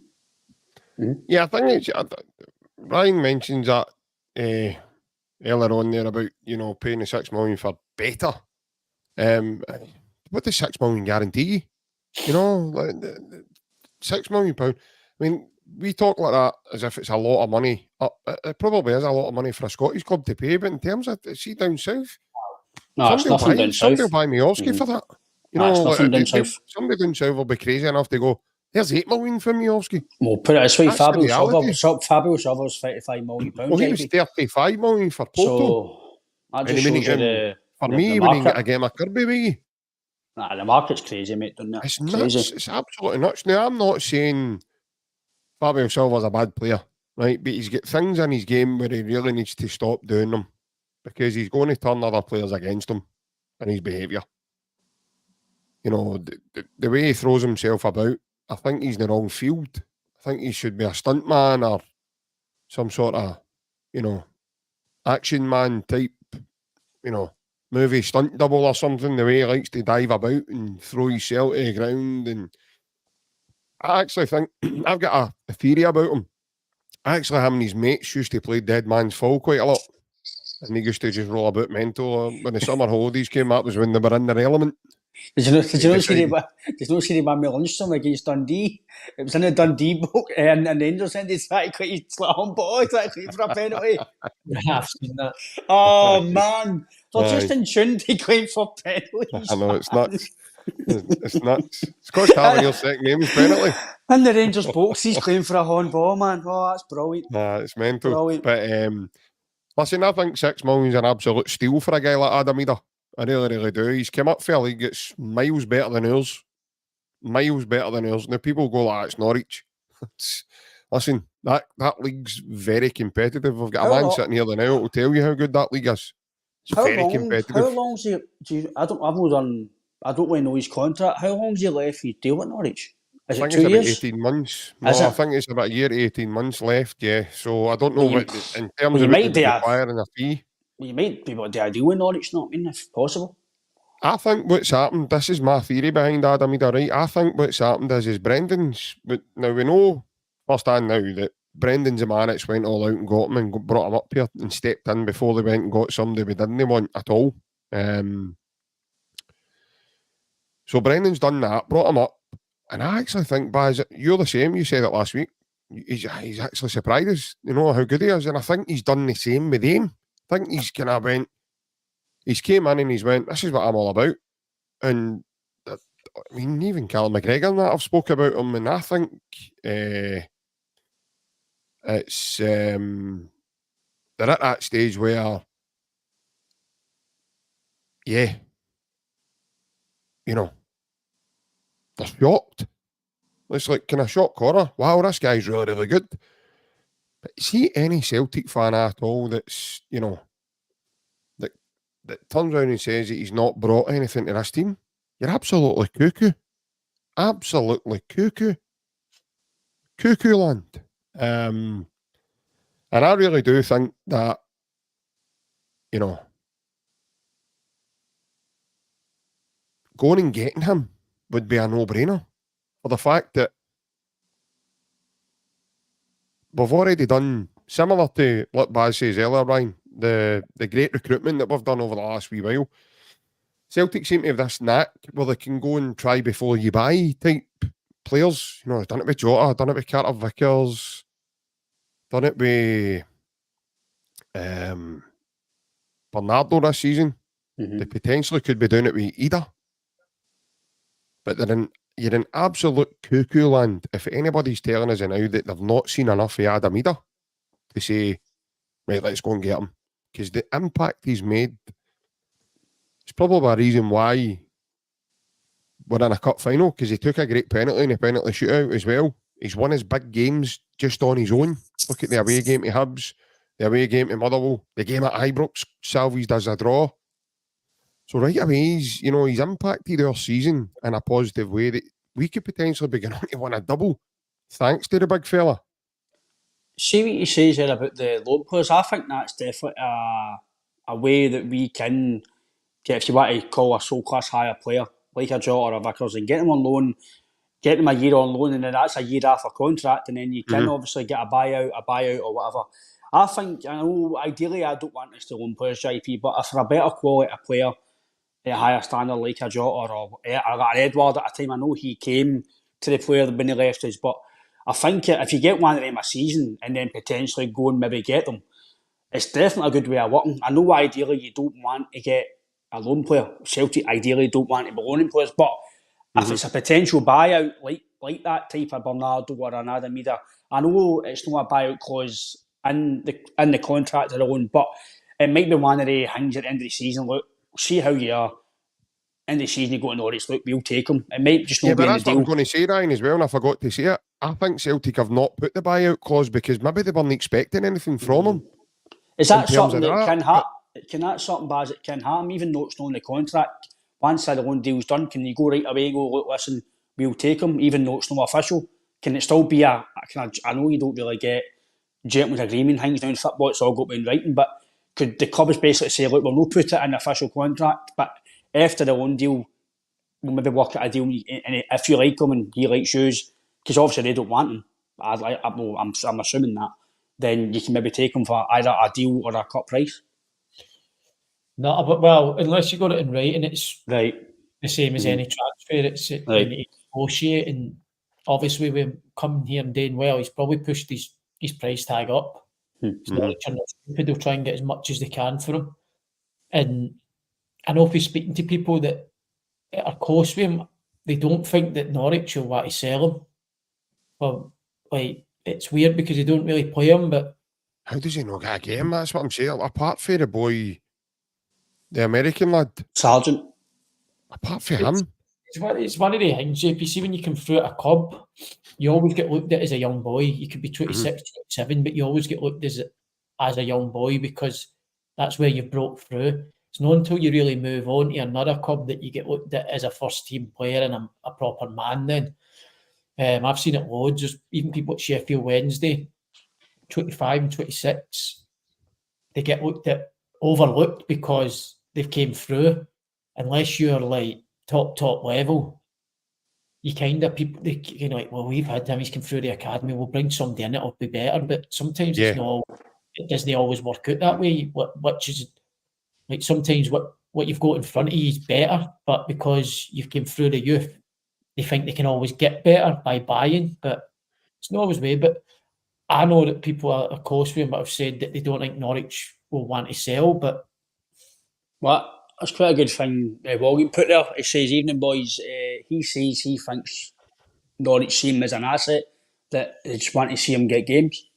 I'll be really gutted if the big man doesn't come back after the summer. I really will. Well, put it this way: he's came to Celtic. He looks as if he's loved every minute of it. Mm-hmm. I don't know him, but I would imagine he's come back there saying, "I want to go back up there full time because let's get it right." He might be Championship again next season, or he could be playing the Champions League with Celtic. So I don't know him, and it's obviously don't want to judge, but he looks as if he's dying to play for Celtic. I don't know what you think if you're watching him. He looks as if he's loving playing for Celtic, and looks as if every time he gets on, he's wanting to do something to impact, and he looks as if he's desperate to play for Celtic. You can see with some players that you think they're just dying to play for that. They're loving it. They're loving their life.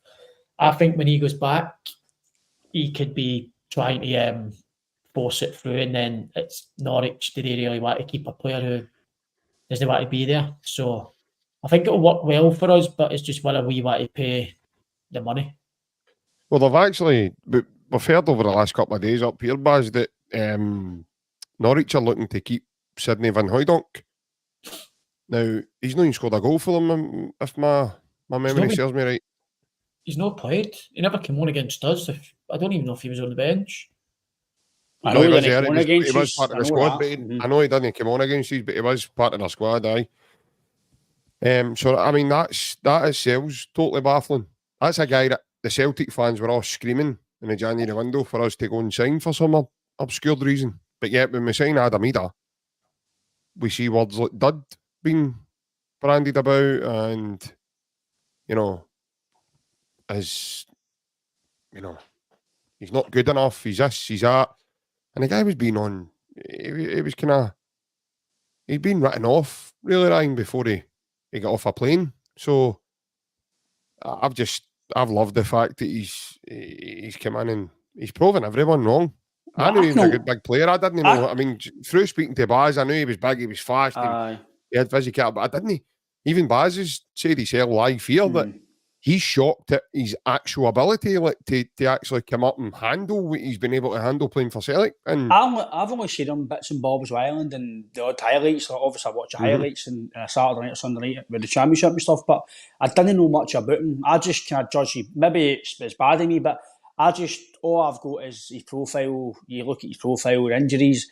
I've had injury myself, mate, and I know for a fact that if I went to a club manager, they'd be like, I don't know about you.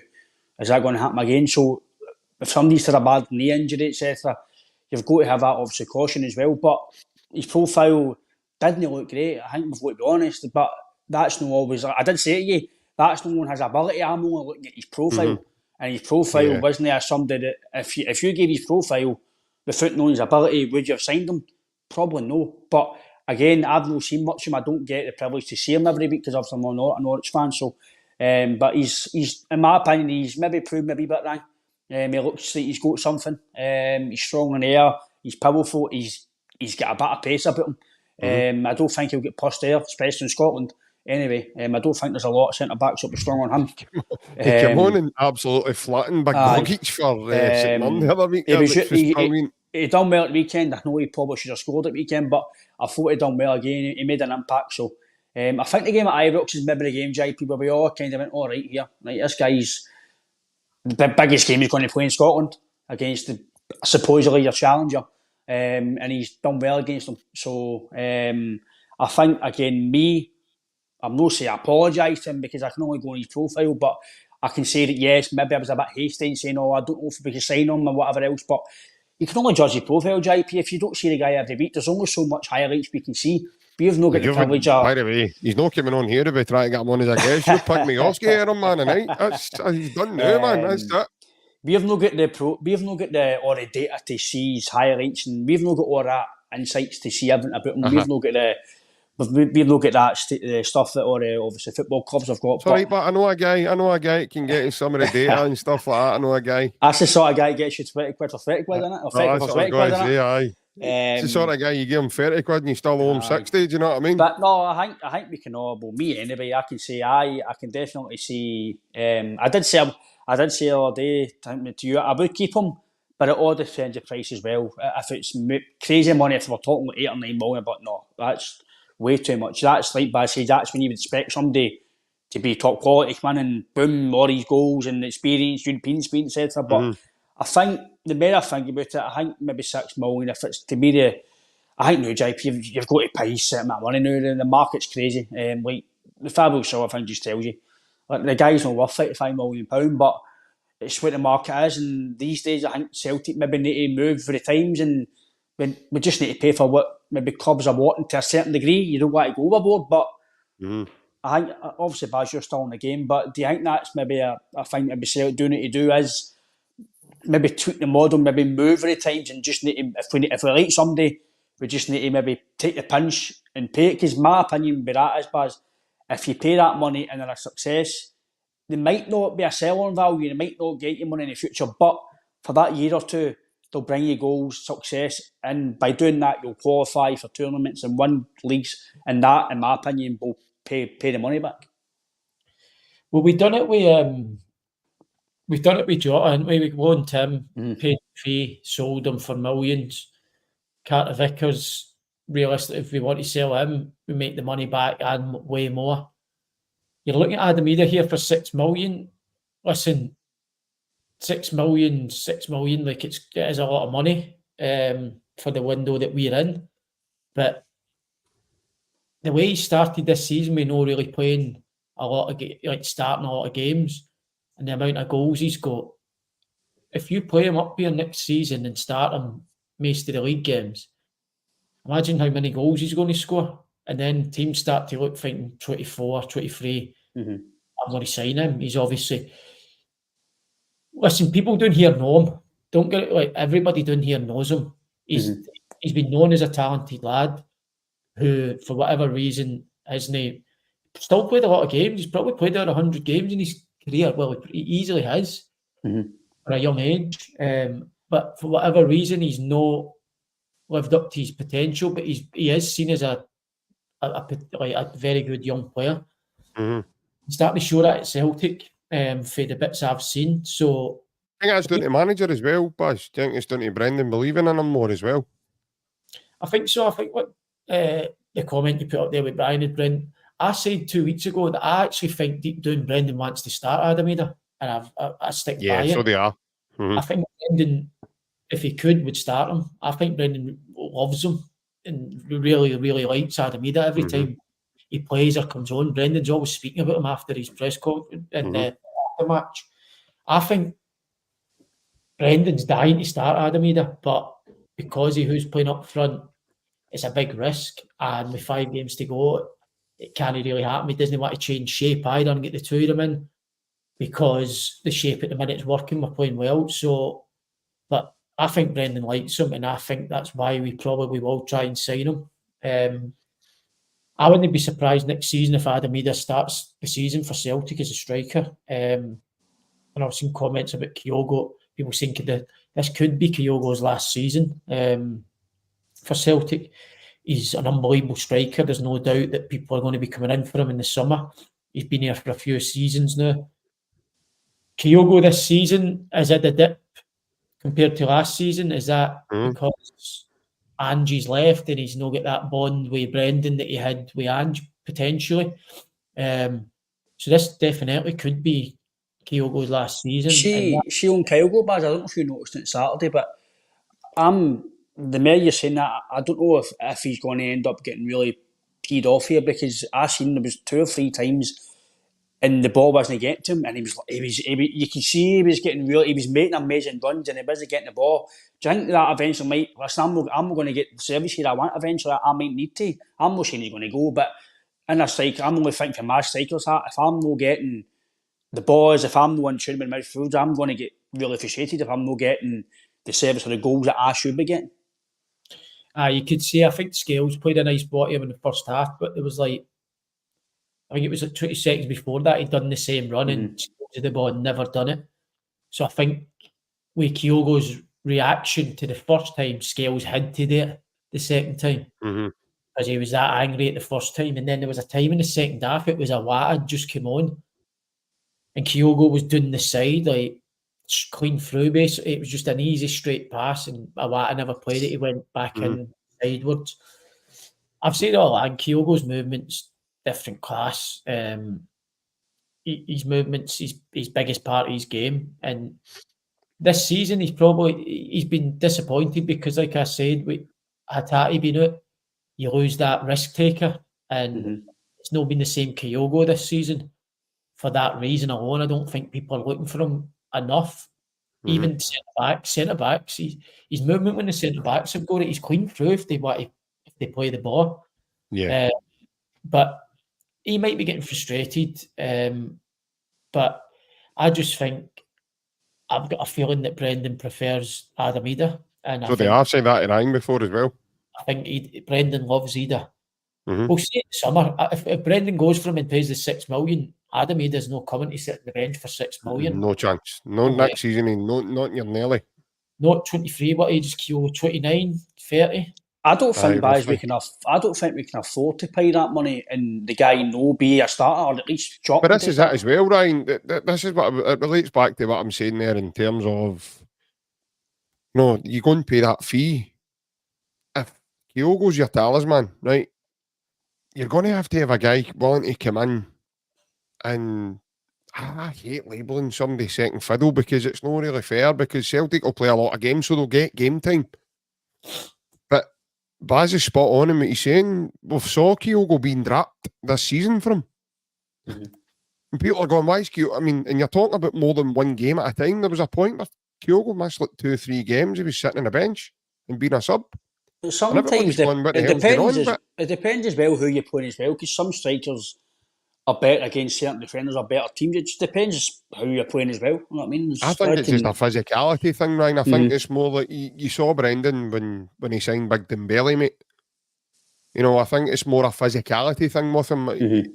Edward was as tricky as what he was, but when Dembele was there, mate, Edward was second fiddle to him, I'm afraid. Edward came after him. As Baz says, like, every good striker we've had have been replaced, but we replaced Dembele with Edward's presence. Edward took over for him. And then it was him and Griffiths. For a while, it was Dembele and Griffiths. So, Brendan likes that physicality. He likes that. He done the same with Oliver Burke, by the way. He brought Oliver Burke in because his height, his physicality. Regardless of what people think of Oliver Burke, the things that Brendan are looking for is height, physicality, and speed and power. And that's what Brendan talks about time and time again. Kyogo's brilliant at the running, the speed, and everything else. And for me, he's been the best. I still keep him in high regard. But Ryan, I've said to you millions of times, mate, Brendan is looking to bring a different look to the Celtic side. He's looking to bring a physicality. Well, see if you look at all his teams, Rogers, he's always had somebody up front who's powerful, pacey, strong. I know even at Liverpool, sure he had Suarez. Suarez had all that. I know he wasn't tall, but Suarez was strong. He could run. He could hold it up. He's always, obviously Leicester, he had Vardy there as well. All the guys with Vardy's, I know he's getting older now, but he's still, then he was still quick. He's similar to Kyogo, Vardy. Aye, very nippy. He went into Leicester and Vardy was the mate. You can't really, how can you drop Vardy? It's the same coming up to Celtic. I know. He also signed the big boy Daka, who's similar to Adam Idah there. He's big, he's strong, he's physical, and he can run.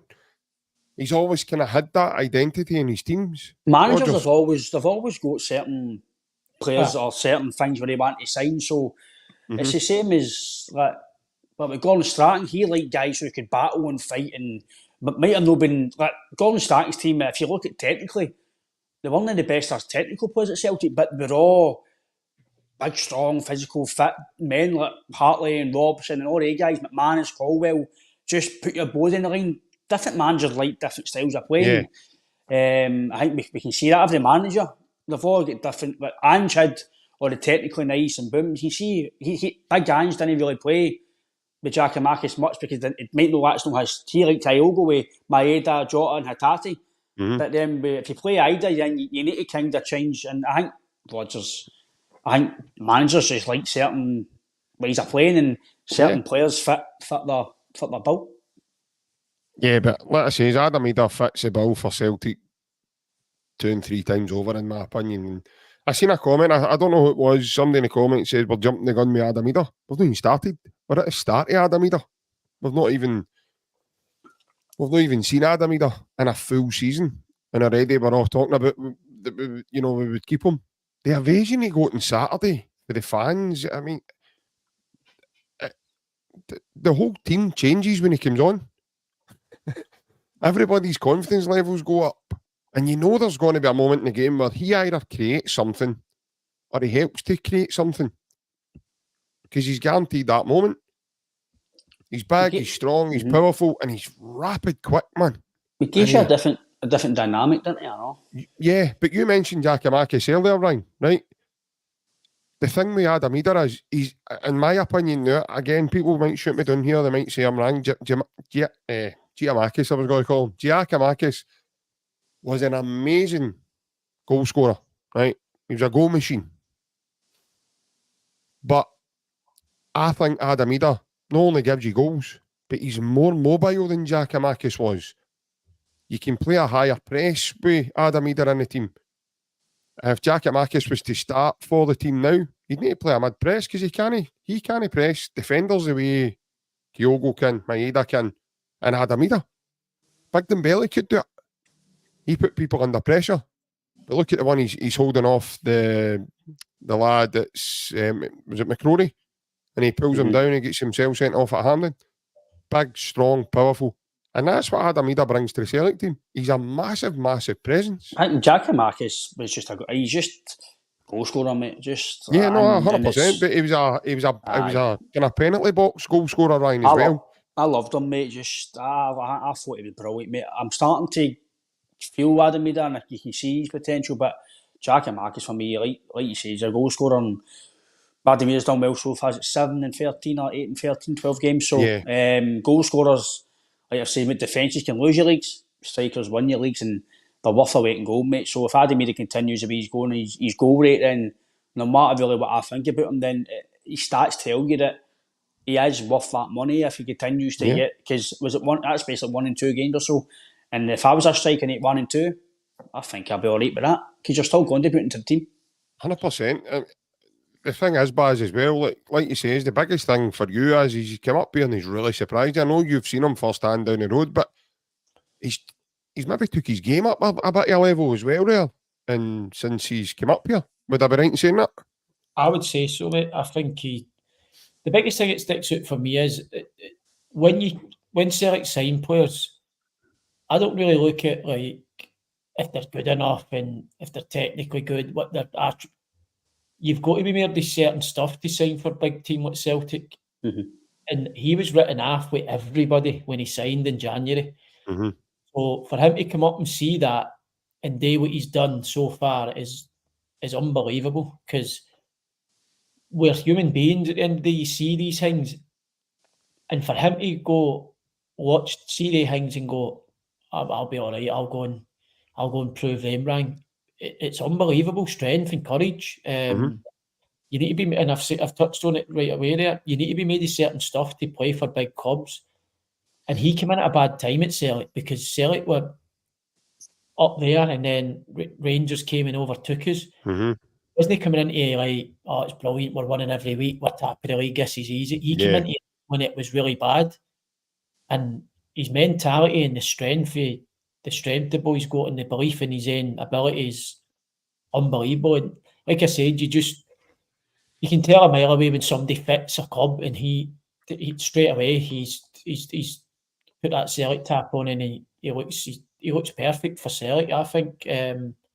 So he could have all the ability in the world, but if he's not right up here at that team, you'll struggle. And he's shown. Look at his penalties. Just the wrong last minute. Look at his pen the other day. He's Aberdeen, one of his first games in, he came on, he scored it.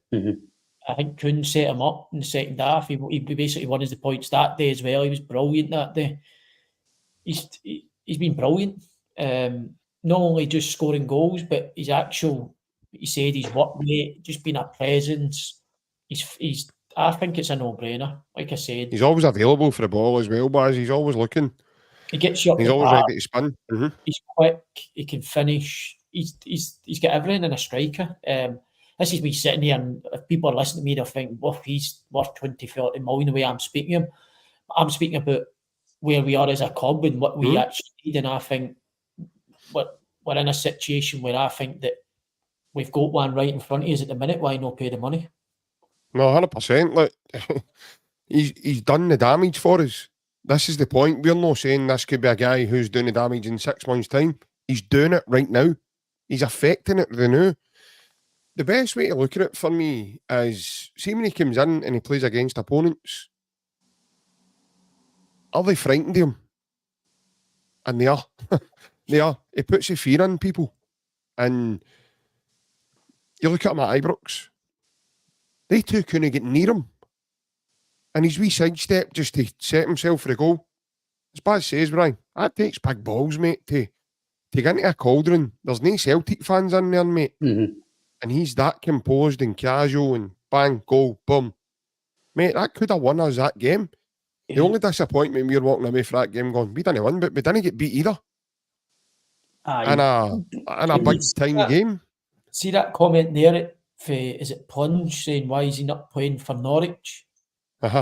You could say the same thing about all just what our best players at the minute. Why was Carter Vickers not getting a game at Tottenham? Why was he not? He was playing Championship football when he was going out on loan. Why was Jota not playing for Benfica? You could say that about every player. Every player, sometimes it doesn't work. Why did Feyenoord not try and keep Larson? There you go. It's like every player that Celtic get might have not been playing for previous clubs. It doesn't mean they're a bad player. Well, I think the biggest example is Scott Sinclair.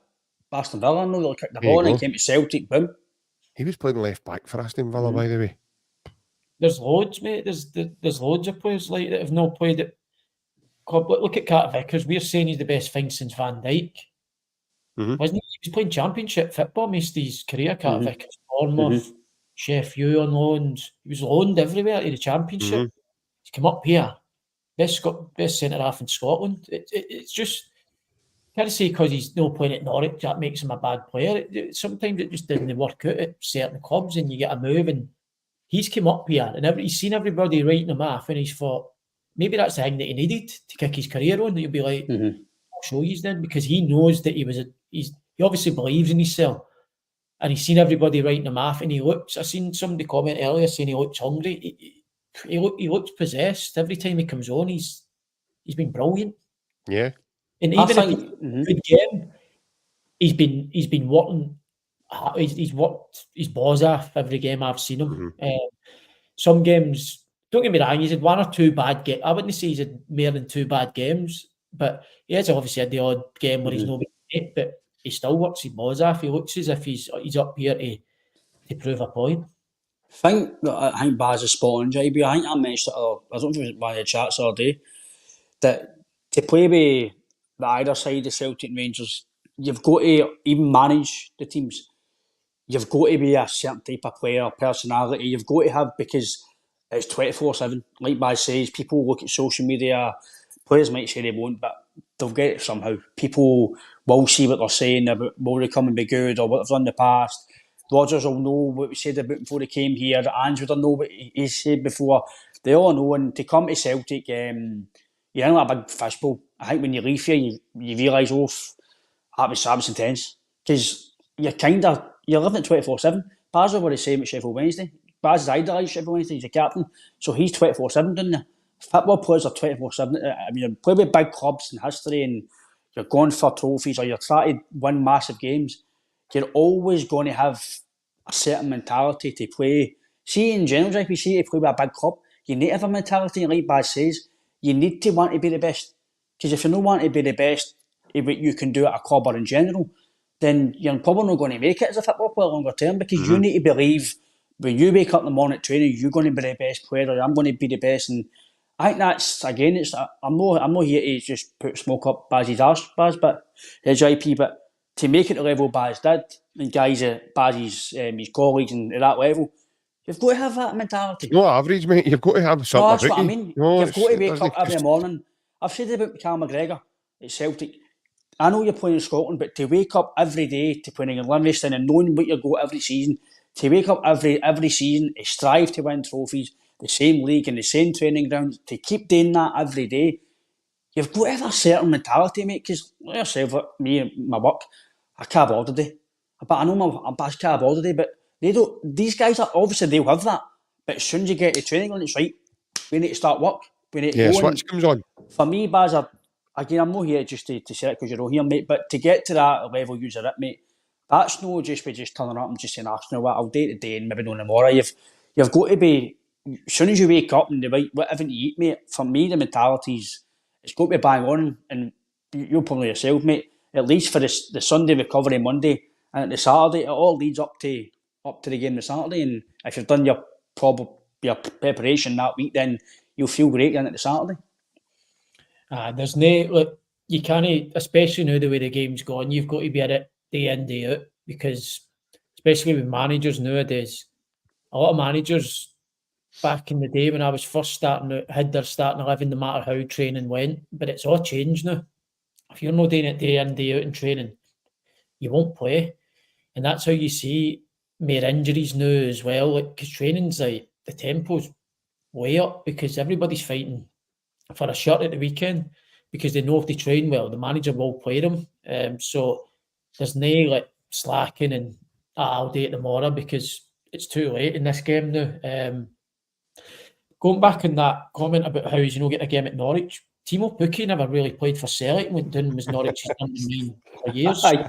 I never thought of that till early now. Aye, exactly. And then Gary Hooper left us to go to Norwich. Never really played. Celtic best striker when he was here. Brilliant. So Mikey Johnson. Exactly. He's went down to West Brom, player of the month, on fire. Hopefully he's not on fire on Saturday because he's playing us. Just give him some of the good stuff, Basil. Right. That's a perfect example of speaking about having the right. You need to be made of a certain stuff to play for a certain club. Mickey Johnson got a lot of. I actually stole that for Lindsay, so I don't want to take credit for that comment. By the way, I can't. Lindsay put that up a while ago there. But he actually got a lot of stick at Celtic. The way he's playing now, he'd be Celtic's best winger. He's been brilliant since he's been down here. But we've spoken about it on here before. Can he handle the criticism? Is that playing a part in his performances at Celtic? We don't know, but he's went down to West Brom and they love him down there. My mate's a big West Brom fan, and how's he not playing for Celtic? And I was like, to be honest, he is. He's got all the talent in the world. We've spoken about this. And he's shown it now because he's got that bit of confidence. He probably knows that he can make an odd mistake or he can have a bad game, but he's still going to play the following week. Whereas at Celtic, the pressure's on. If you don't play well, he's probably coming out. He wasn't getting that really like manager's confidence. And this is what I spoke about earlier as him being an academy player coming through. You always get looked at as that young boy. Yeah. So the signings that they've made for wide areas, if you don't do it, Mikey, I'm putting that signing in. That's why they call me Honest John. Mikey's, but that's bang on, Baz. Mikey's 24 now, and obviously he's still young. He's younger than me, I'm 30. But in terms of coming through and 24, you should, if you're, my opinion, JP, if you're good enough to play with Celtic, you're probably going to play a better. Because like guys like Aberdeen and stuff. Aberdeen was young, he played, and so I'm totally agreeing with Baz, and we've spoken about it on here, JP, a lot. To come through Celtic Youth Academy, you've got to have something about you. If it's mentality or it's ability, you've got to have, well, ability comes with it, but you've got to have a lot to come through the academy. But maybe is it the jeers? Is it the toxicity when he's not doing well? And it's, who knows, JP? But he's obviously got a new lease of life, down there, and he's doing well. And I'll be honest, I think for him to develop, and he's obviously love to make it Celtic and playing the big European nights again. Obviously, he'd probably love that because he's a Celtic boy through and through. He's a Celtic fan, but. I think for his development, again, he probably will listen to me anyway, but if I was to give him advice, I'd maybe go and play at West Brom, or go and maybe sign with somebody and go and enjoy your career, where you've got that, go and manager, go on you go and do it, go and just go and show the fans it's precious. Because footballers, know yourself, JP, wingers love to show their stuff, they love to express and do tricks, and when you've been told by the manager, on you go, it gives you that, all right, cheers, I can go and enjoy myself. Maybe Baz is right, and maybe we've seen it is maybe right that maybe the pressure here, it's maybe because you've got to win, you've got to do well, you've got to not make that bad pass or that, and then but West Brom, on you go, you're just here on loan, go and show us what it's about, and by all accounts. I've not seen much of him. I've just seen highlights and wee bits when it's on the things we've no go. He's done pretty well. I watched him on Saturday against Leicester. He was unbelievable against top of the league. Yeah, I heard he did a good game. It was a really strong outfit. He was very good. I've seen the first 30, 40 minutes, and he had one cleared off the line. He had another shot. It was all him basically. Did they not get player of the month as well, didn't they? Yeah, he just got it there, aye. Aye. But the thing is as well, I mean, he's played in Europe for Celtic, so all that experience. So, and he's now playing international football. But so see all if that he experience he's playing. I'll ask you, right? See if he was still here now, and he plays against Dundee and Sunday and doesn't play well. I guarantee the majority of fans at Celtic Park would be saying, we need to play Kuhn next week. We need to play Palma. We need to play Yang. But then you would say, why? Because they've played bad games this season as well. Yeah, no, 100%. I think that's just the way, isn't it? Because we've signed him for money and he's a young boy that's came up through, you always think the person that you bought for money is better. Yeah. No, 100%, mate. I totally get that. And I think that's where a lot of guys will slag off the young boys. They get a doing all the time. You know, boys like Stephen Miles, Anthony Ralston. I've even heard people say Danny Kelly's not good enough as well. I mean, that's just bizarre. He's just in the team. You know, he's just a young lad trying to find his way. But in terms of Mikey Johnston left us in good form and nobody remembers it. His last game for Celtic, he came off the bench and scored 2 against Dundee, as you've just said, away to Dundee. So he left us in really good form. So it's hardly surprising he's been away and he's done well with West Brom. And I don't want to be disrespectful to West Brom. I mean, they're playing in a tough league. They're in the playoffs. You know, that's what I'm saying. They're up in the playoffs. You know, and you've got to fancy them being a decent side. Like I says, they play in a league that's far superior to ours in terms of quality. And obviously revenue as well. It's probably one of the hard, if not the hardest league, IP, to get. Well, it's every for years and years, Ryan, that league's been known as the second highest paid league in Europe. I don't know if that's true now, but I know it was at one point because of the Sky deal that they were getting down the road. But I think every team can beat. Like, it just shows you, right? Like Sheffield Wednesday done well against top teams, and it just shows you doesn't matter what position you're in that league. On their day, I think it's one of the, for me, it's, if not the toughest league in the world, especially if you're trying to get into the Premier League. It's very tough. But Sheffield Wednesday are a good side and all, you know, on their day they'll beat any. On their day, I mean, they drew nothing each for Leicester. As bad says, they're top of the league as well. And well, I know. Wednesday, should have won the game. That's what I'm saying, yeah. Should have beat Leeds as well. But for me, you know, that is a league that is so competitive. Even on a Cookham, I don't get near it because you don't. See if it's on the Super 6 as well for the prediction scores. I don't get near. I just try and I just throw in a draw. I stick with a draw and be the safest option because you can't predict what's going to happen. I mean, you get games like 6-5 and they kind of games flag up in that league now and again. They kind of, you know, these score lines and you're like, what the hell, man? What a game that is. I mean, look at the night. 4-3 that ended up. I finished 4-3, aye. 4-3 to Leeds, aye. So you're kind of like, what the hell, you know? So they score lines happen regularly, don't they? I've seen games that have finished a 5 each draw. What was the one? Remember the boy who was up here at Motherwell? Rutkiewicz. Remember the game he played in? It ended up about 6 each or something. Birmingham someday, wasn't it? Aye. So that's what I'm saying. I mean, they kind of games happen all the time in that league. So I don't. I kind of tend to stay away from that. But that league's a far superior league to us. Oh, massive. So in terms of quality, in terms of revenue, everything that they can, I mean, teams down there like Norwich, they can outbid us for players.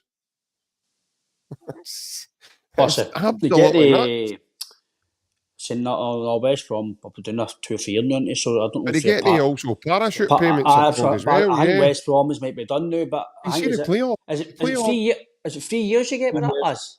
3 years. I mean, the playoff money that in that game, it's the highest paid game in football. It's mental that if you win the playoffs, you get more money and you win the league. It's absolutely nuts, man. It's mad, man. It's absolutely nuts. Like I say, I don't know who's sitting around the table making these decisions, but it's in my opinion, it's wrong, right? It's wrong. That shouldn't be happening. I mean, you won the league, you've earned the right to go up as champion. That game brings in. It's mental, isn't it? Yeah. Games in the world. Yeah. Money to watch sporting games in the world. So I think the money that they get through that's why it's paid so much for the winner. But it is crazy because how can you go up through the playoffs and get more money than the team that's finished first, 20 points? It's the same in the Premier League. It's the same in the Premier League. If you finish fourth, it's celebrated because you're qualified for the Champions League. But it's fourth, you've not won anything. It's nuts. It's mental. But I think we need to wrap things up tonight, lads. I think we could go on 2 hours is flew in.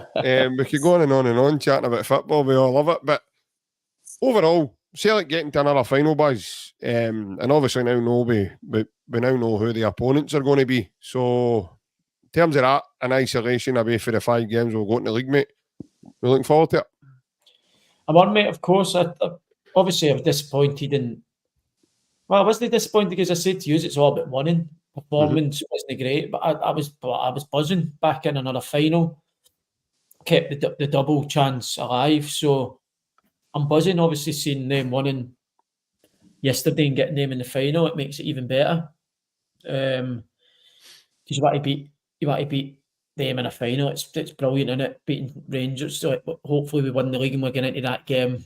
Chance to do the double. But I think a big part of it will be who wins the league will win the cup, because a huge psychological boost going into the cup final if you win that league as well. So yeah, you get the bread and butter done first, and then you can look forward to the final. I think if we can get this league done and dusted, I'd fancy us hugely getting into the final, getting off the back of winning the league, just simply because momentum's a massive thing in football.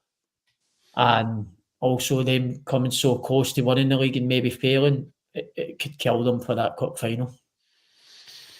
Yeah, Ryan, I would go with that sentiment. I'm going to put my neck in the line already and say that yesterday,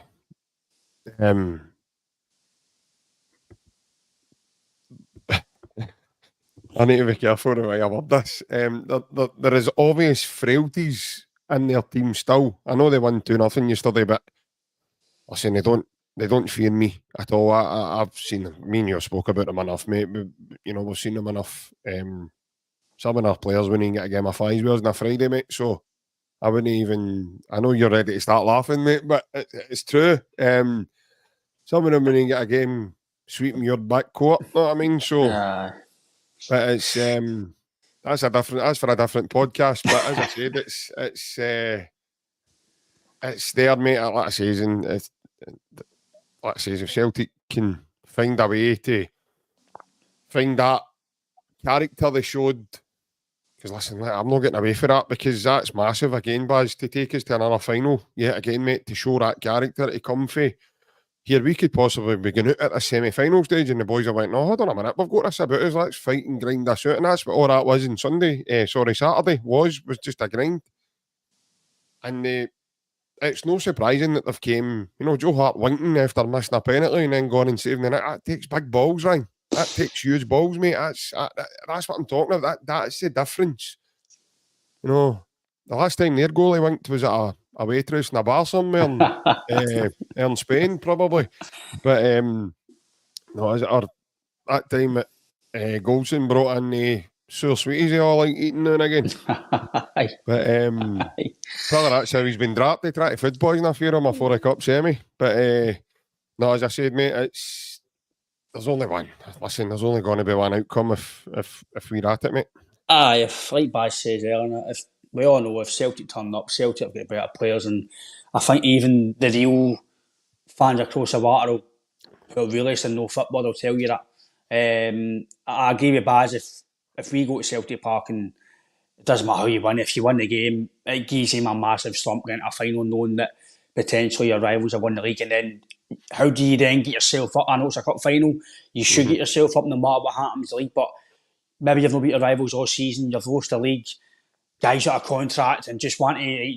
Some guys might just want to get it done. get it done. If we win, we win. If we don't, I'm off next year. So I agree with Baz that if you win the game at Celtic Park, I think you're going to do a double. But obviously, they've still obviously got to do their bit as well. They'll be confident to come to Celtic Park and win and whatever else. But I think if we turn up JP, and for me, it's on, we should go and do a double. But you can't be complacent because we have got a wee bit of frailties at the back and we've got to be solid. But if Hearts, I did say to you in the chat yesterday, JP, if Hearts were good enough, Hearts were scored yesterday. Their decision making was terrible at the final third. And their golden boy didn't turn up at all. Never does against them. Because we all know about team reports and never turns up even though he scored all his goals. But then all of a sudden he loses his touch against Rangers. But a serious matter. I bet he regains it in a fortnight. Oh, don't worry about that. No, sorry, we could leave Scales, mate. He'll sort him out. He'll sort him out. Need to get Liam Scales to hammer him with that big left peg. I think he got a line of that left peg half the arm, Torn Logan. I remember that. Actually, Pete Rodgers on it. We see all about it. He's good. Listen, I think he's got to throw that in there now and again because he named his boy after him, didn't he? Aye, he's just mad, isn't he, man? He's Pete Rodgers, isn't he? Brendan, if you're listening, and like you normally always are when we do the analysis shows, that you normally always tune into them. If you're listening, get Liam Scales out of the team, whatever you're going to do, and that's the overriding thought there. But overall, mate, like Baz and yourself said, if we turn up, mate, you should be getting a double. But we all know football's not like that. But I think I'm looking forward to the game, mate. And like Baz said, there's nothing better than beat your rivals to two competitions, and they're going to pre-season and next pre-season in the summer. We have a real bad atmosphere in the team, so hopefully that's the case. Yeah, and listen, it's a big chance for us as well because none of their fans are going to be allowed into Celtic Park. I can see something happening at Celtic Park that's that's no happening for a wee while, and I can see them getting leathered at Celtic Park in terms of Celtic's results because I think Celtic have got that in them. Remember the one that we beat them 5-0 to secure the league? And if we won these 3 games coming, then for me, the league's finished. But I don't think they've got that in them to go 3 games, no winning fully either. They've got a tough time Sunday. They go to, they need to go to St Mirren. People are going, I heard a guy in the radio tonight for a bit. And he said, they'll beat St Mirren. And I'm going, hold on a minute. We said this about Ross County. We said this about Motherwell going to Ibrox. We said this about Dundee. They never done any of them. So, just calm down a wee bit. Because they beat Hearts again that same world. I seen that headline in the paper today as well about... Flaky Celtic. Flaky Celtic. Flaky Celtic, but now they're world beaters because they won 2-0. But like I say, we're not jumping too far ahead to that game. We've got other games we'll need to take care of. So, and obviously we play on Sunday as well. We're away from home against Dundee, but that's another story, and we'll come to that later in the week. But I want to thank everybody that stayed with us for these 2 hours and nearly 10 minutes we've been on chatting.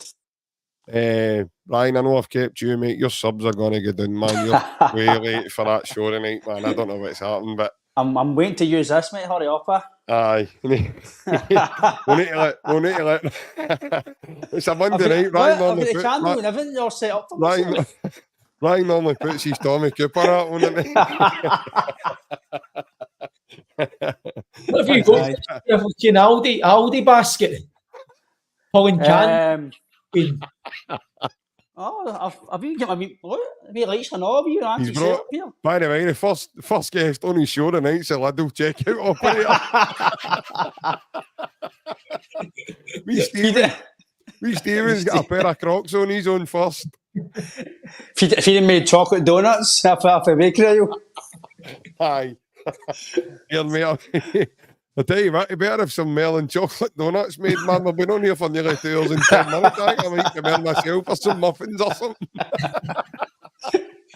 But in all honesty, boys, I've enjoyed your company once again. Thank you very much. We'll be back tomorrow, folks. I need to go to my bed because I'm up early in the morning. We're back on me, Big Alan. And we've got Ryan, who everybody probably knows him as Ryan118. He's joining myself and Big Alan tomorrow morning at 10:30. So I'll need to go and set my alarm, make sure I'm up for that one. But For everybody that's joined in with tonight, I hope you had a lovely weekend. Take care, and I'll see you all tomorrow. Baz, cheers again, mate. Thank you very much. Cheers, mate. Cheers, guys. Bye-bye.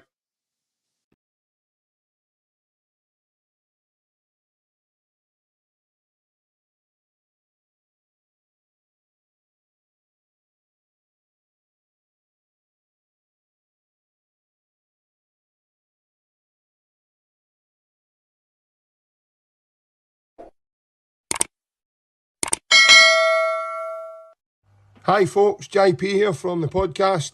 Just to let you all know that the podcast is sponsored by AB Entertainment, and the AB stands for Mr. Alec Beveridge. It's a DJ and entertainment business.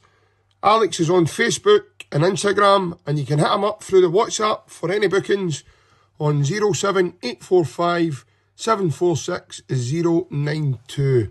And also folks, the podcast has taken on a new partner, and we're partnered by MCM Framing Services and Hoops Memorabilia. If you want any jerseys, or if you've got any memorabilia sitting around you want framed or anything looked after that way, contact John Mullaney, and you can get him at johnmullaney0971@gmail.com, or contact him on his mobile 07835 072 582. And here at the Unrestricted View, we hope you're all enjoying the content, and if you are, please like and subscribe. It's free to do so, and also share amongst your Celtic family as well. Hail, hail from all of us.